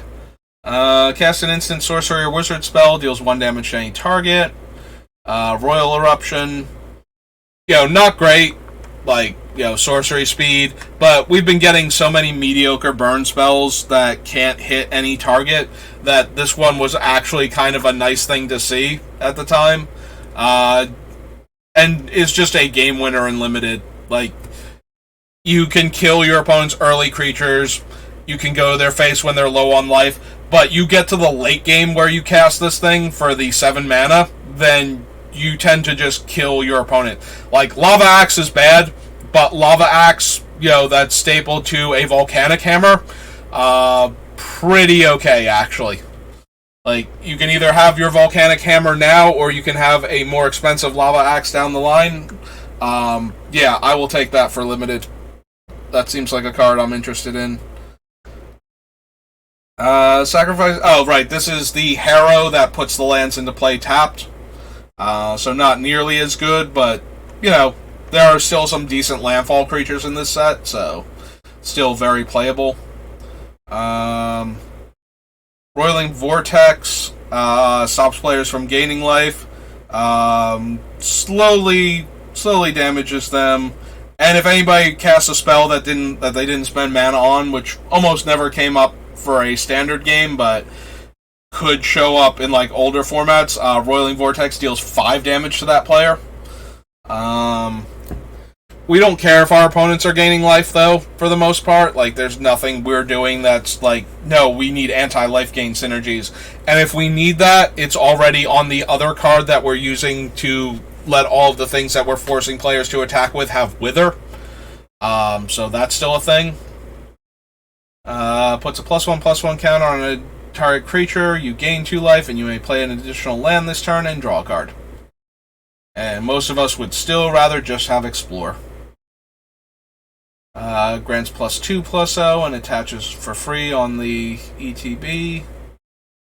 Gain life, this gets a counter. Scourge Rider enters the battlefield. If it was kicked, it gains haste until end of turn. When you cast the spell, if it was kicked, each player loses half their life rounded up. Power and toughness are equal to 20 minus the highest life total among players.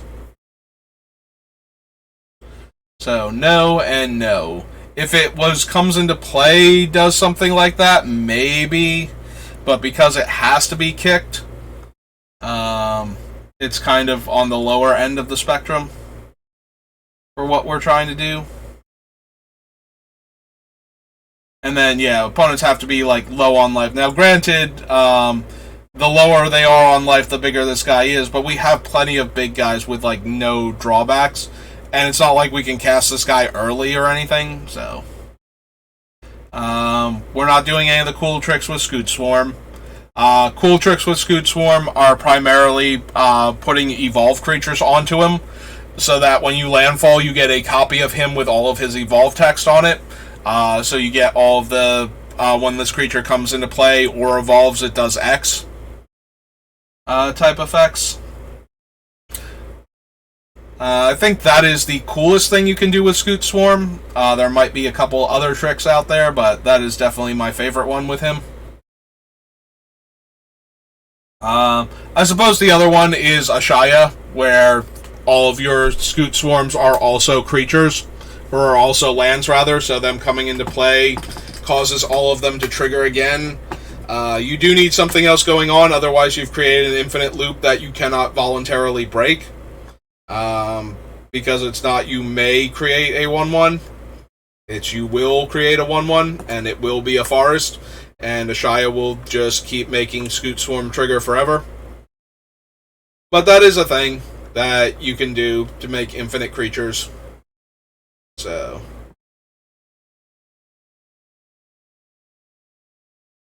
Seagate Colossus costs 1 less to cast for each creature in your party. Shadow Stinger. Top another untapped rogue. This gains Death Touch. Whenever Stinger deals combat damage to a player, that player mills 3 cards. Exile all creatures and planeswalkers with CMC 3 or less, and all of them that are in graveyards. 4/3 Haste Trample for 3. If he's kicked, he gets a counter. And at end of turn, he bounces back to your hand if he has no counters. 5/4 Haste, costs less based on your party. So here is Shatter Skull. The red mythic, and the one most likely to make it into our deck out of the 3. We'll get to Turn Timber soon, but that one's not going to make it because it is the... puts things into play directly from our deck that our deck doesn't want to do. So, deals X damage divided as you choose among up to 2 target creatures and or planeswalkers. If X is 6 or more, it deals twice X damage divided as you choose among them instead. So, if you cast this for 8 mana, you get to deal 12 damage divided among 2 targets. So, kills almost everything, and the things that it can't kill are usually nearly impossible to kill with spells, you know, that target them or deal damage anyway. So it is decent in that regards. It's very okay. Like, Shatter Skull Smashing is a very okay card. You can definitely run it in any red deck, and it's not entirely a waste unless you have some very weird red aggro deck in Commander. Then the land coming into play tapped unless you pay 3 life is minor downside, because you almost always have to put into play untapped if it's your land. And 3 damage, while, you know, not nothing in Commander, certainly isn't, like, super painful early on.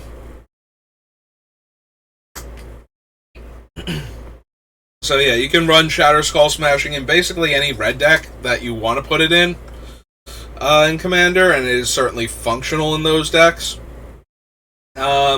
At the end of the day, it's an expensive removal spell that can kill 2 creatures and or planeswalkers in combination. I don't think I want to run it. Like, its impact is kind of low in our deck. We're not hurting for creature kill. Or for, you know, like, cool non-basic lands at this point. Like I said, the ones that we are running all have to do with what we are trying to accomplish. Like, if we were doing a damage-based deck where dealing damage to creatures was actually, like, a positive, and, like, I'm imagining a deck that, like, we already have repercussions, and if that one stayed in the deck, or if this was not a sorcery, like, if we could hit, if we could give our opponents a Jackal Pup, and then drop the rocks on its head, and deal them that much damage while killing the creature. Like, you know, normally it's like, well, you gave the creature away, why you want to kill? Well, if we're dealing that much damage to the opponent with a spell, like, it doubles X once X is 6 or more. If we gave them 2 creatures that had the Jackal Pup effect, you know, like that one in the Satyr, or, you know, Filthy Cur or something, and then we just dome them for 12 for spending 8 mana, like, that would be an okay use of our resources, but because it's sorcery speed, we can't even do that. So in that regard, it's kind of underwhelming, and we're probably just not going to run it. If I look at the deck later on, and I think we need like one more removal spell, we had to cut one too many, and I want something back in the deck, we can always put that in, but I don't think it's going to make the deck. Just based on, how it is. Like, it's not good enough, I don't think. Trample, landfall gets +2/+2. Gives the equipped creature landfall, gets +2/+2. There's Skyclave Relic, which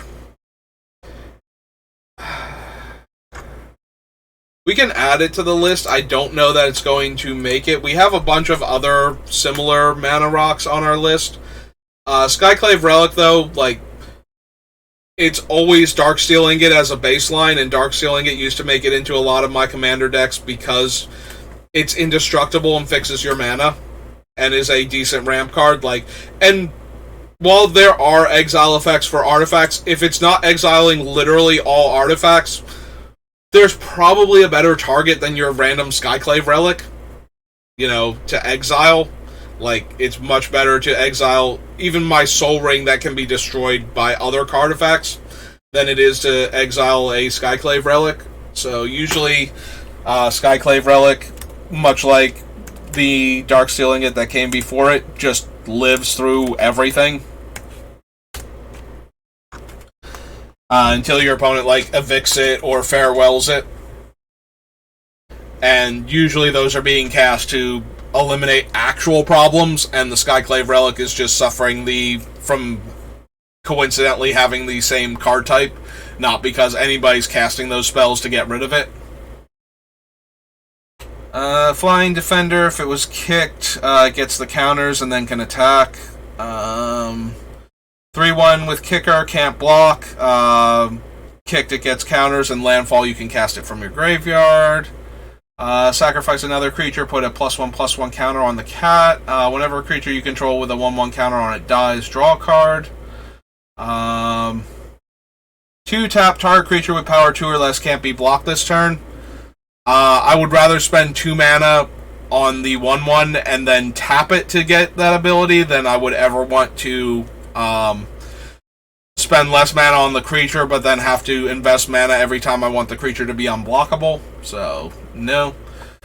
Songmad Treachery is the threaten effect, the active treason in this set. We do have a couple ways to sacrifice creatures. Like, we could run this and just use it to steal an opponent's problematic creature and then sacrifice it.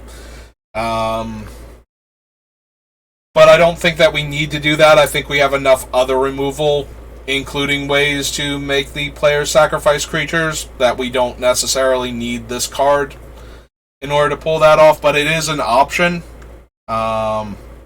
We could use it, and it would do that in our deck and would be fine. Soul Shatter. Each opponent sacrifices a creature or planeswalker with the highest CMC among those type of permanents they control.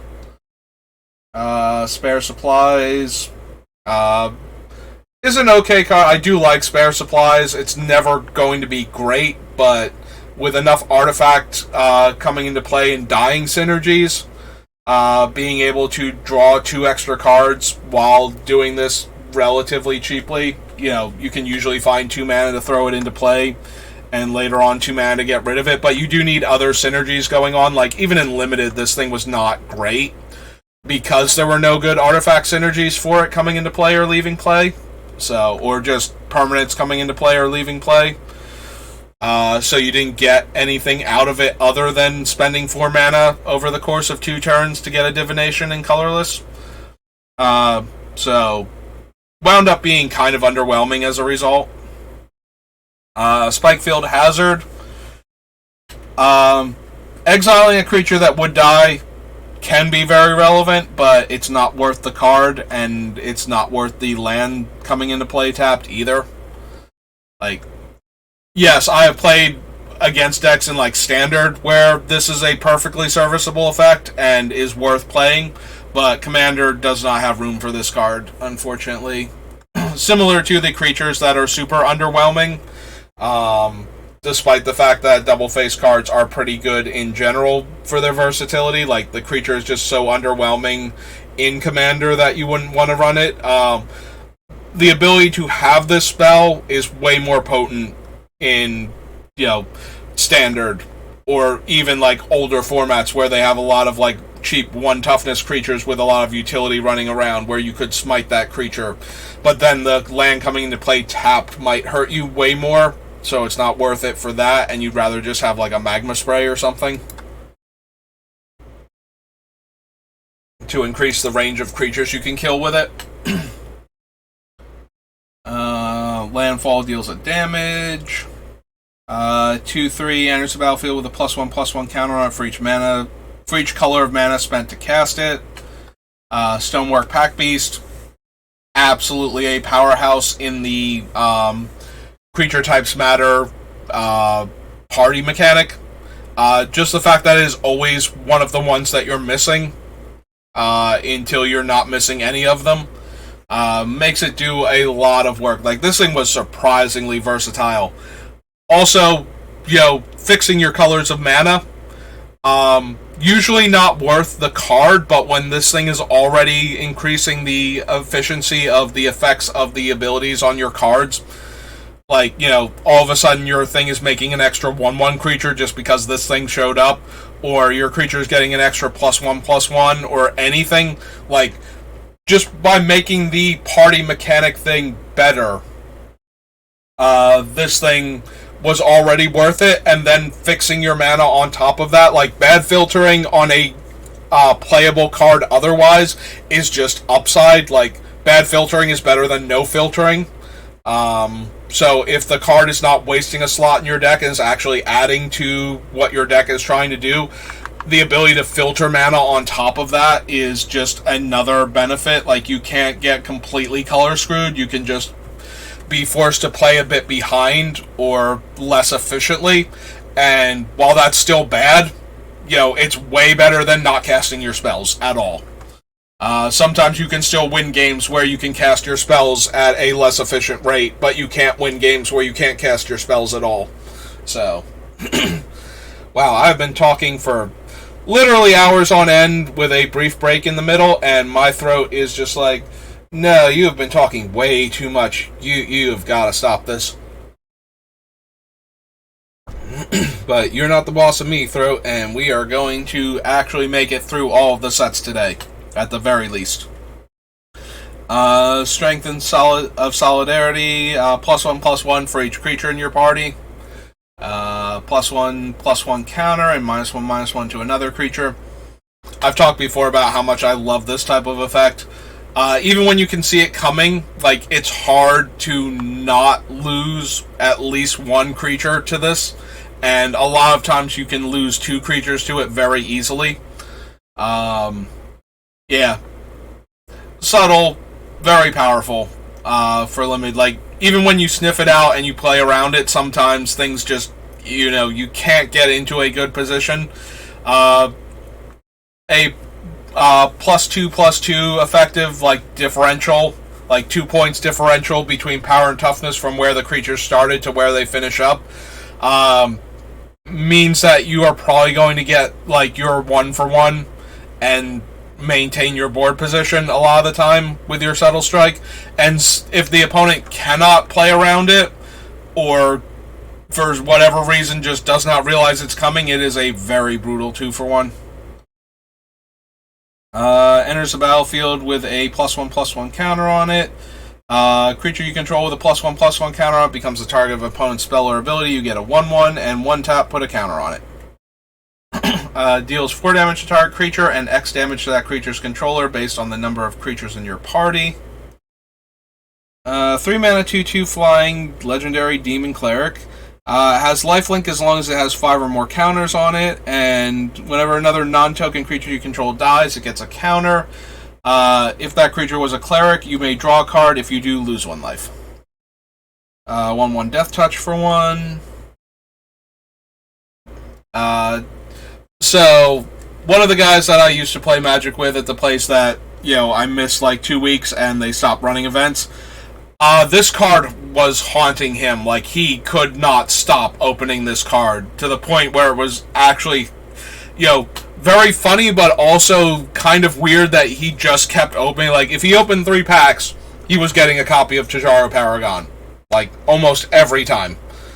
It was actually surprising how often he kept opening this one card, but never when he was drafting, like, in green and willing to draft the,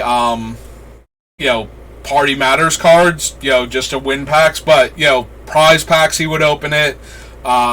His draft kits, like, he used to buy the draft kits that the store had left over after the, not draft kits, sealed deck kits, like pre-release kits. Like, he worked for the store and he would get store credit, so he would use it to buy, like, packs, and that was one of the things he would, like, frequently get. He had, like, a playset of this as the pre-release card, and, like, 5 or 6 playsets of it, just from, cracking those things open. So, yeah, Tajaro Paragon just kept following this poor man around and harassing him and ruining the quality of the packs that he was opening. 1 for reach. Don't quite need a non-elf Lalamore elf to make this one work. Taunting Arbor Mage. Enters the battlefield. If it was kicked, all creatures able to block target creature this turn do so. Teeter Peak Ambusher has 3 mana, gets +2 power. Landfall. Scythecat gets a +1/+1 counter. Why do I not remember this artwork? Like, I'm looking at it, it's like, I remember this card existing. 2/1 Trample Landfall. I'm gonna go full screen on this real quick. No, this is literally the only artwork for this card. Okay. I was like, why does this look like it's a promo or something? Like, I do not remember this artwork. I remember this creature very clearly. I do not remember its, like, bloody jowls and the ribcage over here. Like, for some reason in my head, I think I'm thinking of the fight card that has the land on the back, but I do not remember seeing this artwork before. Like, I don't know, I blanked it completely out of my memory. I do remember the card itself, like a 2/1 Trampler that landfall gets a +1/+1 counter. Like, I remember using that, but yeah, I do not remember that artwork at all. Put a charge counter, remove a charge counter from it, add 2 mana of any one color, only to cast kick spells. No. Thundering Rebuke, fine card for, like, standard, where you need to be able to kill larger creatures efficiently, but not going to work in basically any commander deck. Like, there are better options. Enters the battlefield, it deals X damage to target creature or planeswalker, where X is the number of creatures in your party.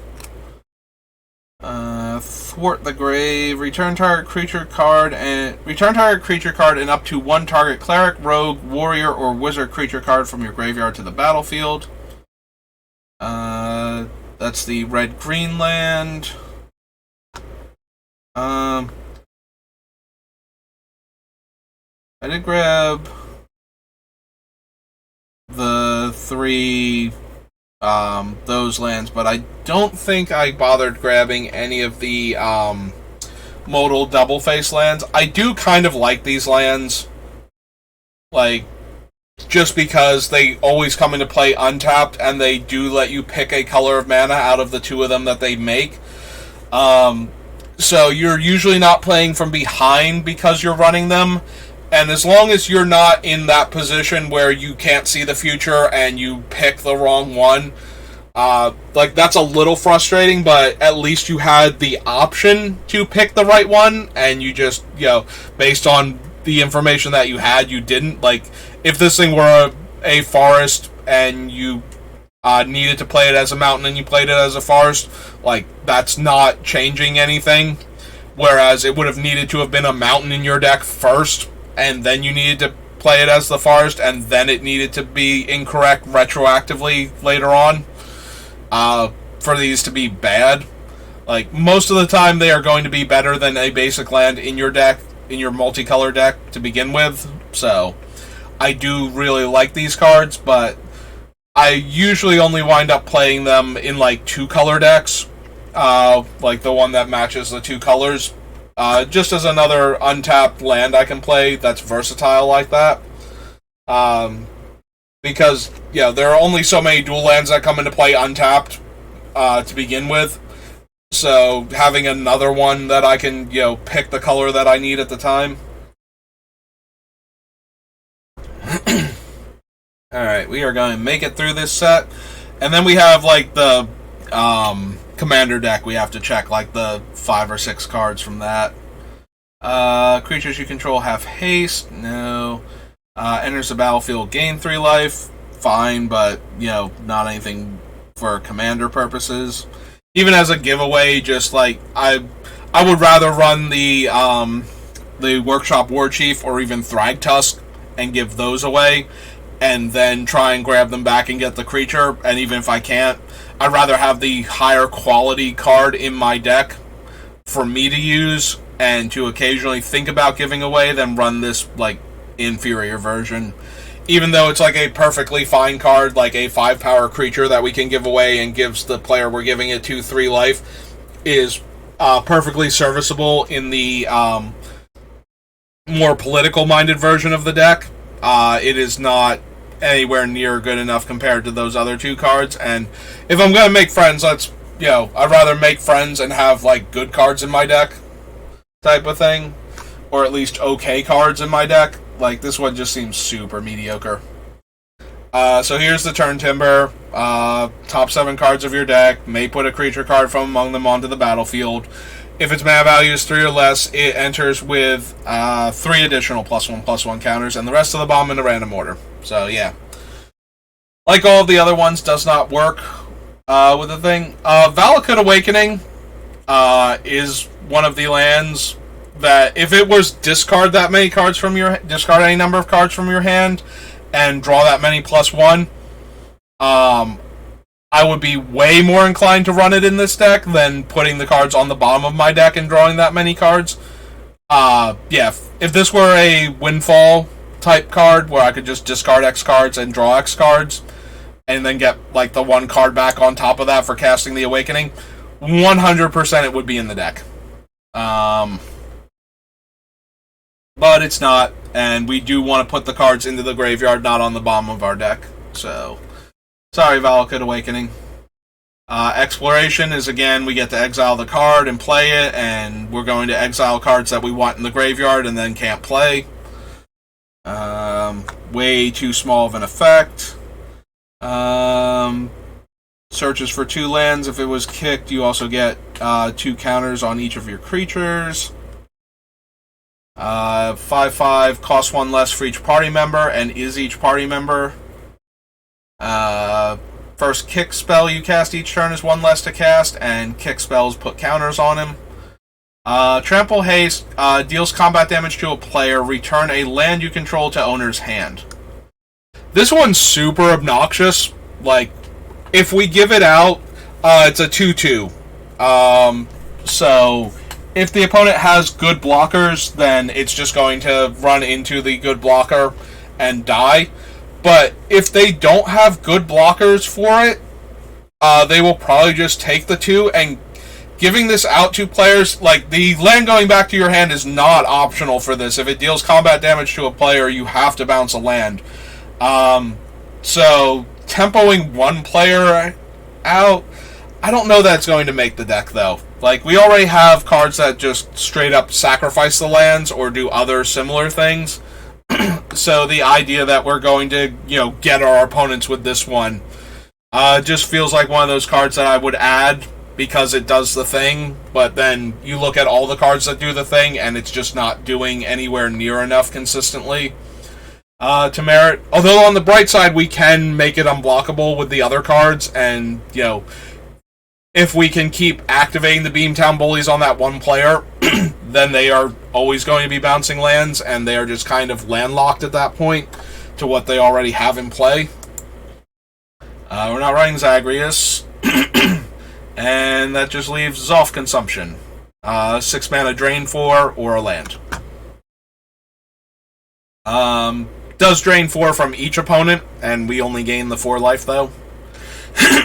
And we only have one more thing to go through. And so before I lose my voice entirely, we are going to get there. Because I had every intention that that is what we were going to do. And so Zendikar Rising Commander, and that's it, right? Nothing else below that? Okay. Let's do this thing.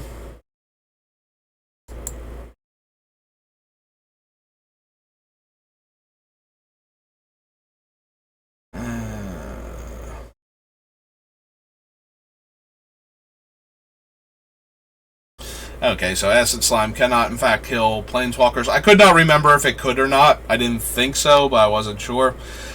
We did not put this in the deck originally when we were looking at the M sets, but I kind of glossed over it as, like, typically the alphabetically first card. And in my mind, I was like, we might add it in, but... And I might still go back and add it in. Like, it is an option because... sometimes we are going to agree what needs to die, and so this thing will kill. Like, I already put in the stupid monkey and like some of the other cards, and maybe we just need this instead as a way to comes into play, kills an artifact or enchantment, and can also kill a land if we all agree what the land problem is, or myself and one other opponent can agree, and we can give them that 2/2. But yeah, we're just going to look for the couple new cards. No, that's a reprint.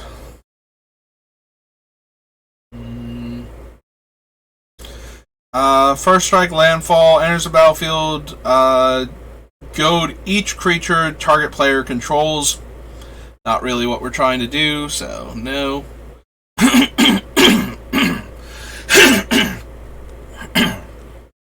Excuse me. Nope. No.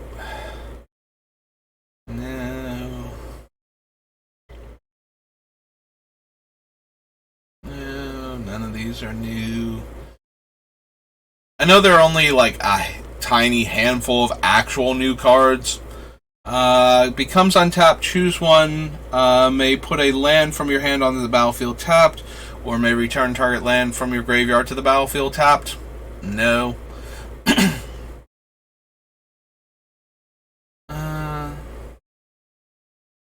Is this a reprint? I feel like it is, but I don't remember like what said. Okay, it is a reprint, but it was from one of the other commander decks, not from Battle for Scars of Mirrodin block.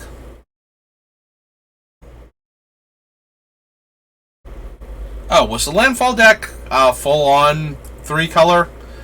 Because I could have sworn it was like red, green, and blue, black were the 2 decks, but now that I'm seeing like white, green dual lands, I'm wondering if it wasn't 3-color for the landfall deck, and I just forget who the commander was for it. I mean, I do forget, like, the one commander was whatever this thing is, and the blue-black one was it Anawan? Was it a different card for Anawan? I feel like that was correct. And he was like a Rogues Matters card now, instead of Vampires Matter. Deals damage. Was this a reprint? Yes, from one of the other commander sets again. Equal to the number of lands you control, or that player controls, rather. And then has basic land cycling. This is the unique card from this thing. So, equipped creature gets +2/+0. Whenever a equipped creature deals combat damage to a player, you may cast a creature spell from that player's graveyard this turn, and you may spend mana or mana of any color to cast it, and equips 3, and that is terrible with our things that will give back, stolen stuff to its owner. Oh, and we are done! We didn't even have to go through 2 full pages, because there were only so many cards in this set that, were either black, red, or green, and most of them were multicolored that were new. So we did it! We have made it through every single card across all of the sets of Magic, and we now have our Beamtown Bullies starting card list. So I'm going to shrink that down, and for my purposes, I'm going to enlarge this horizontally so I can read the cards like fully across. So now we're going to do a quick count to figure out how many cards we need to cut. So every card with an L we're going to be ignoring, and once we have that count, we are going to try and get it down. The goal is 60 cards.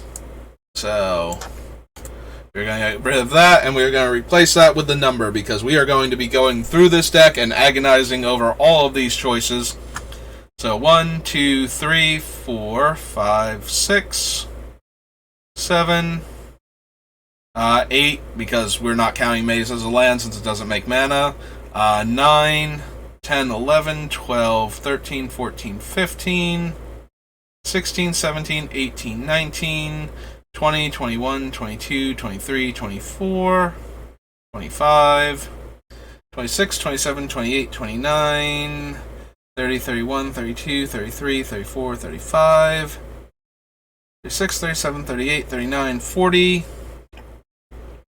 41, 42, 43, 44, 45, 46, 47, 48, 49, 50, 51, 52, 53, 54, 55, 56, 57, 58, 59, 60, 61, 62, 63, 64, 65, 66, 67, 68, 69, 70, 71, 72, 73, 74, 75, 76, 77, 78, 79, 80, 81, 82, 83, 84, 85, 86, 87. Oh, wait. Raving Oni Slave is 87. Almost counted Mirror in there. So 87, 88, 89, 90, 91, 92, 93, 94, 95, 96, 97, 98, 99, 100, 101, 102, 103, 104, 105, 106, 107, 108, 109, 110, 111, 112, 113, 114, 15, 16, 17, 18, 19, 20, 21, 22, 23, 24, 25, 26, 27, 28. Oops. You are definitely a land.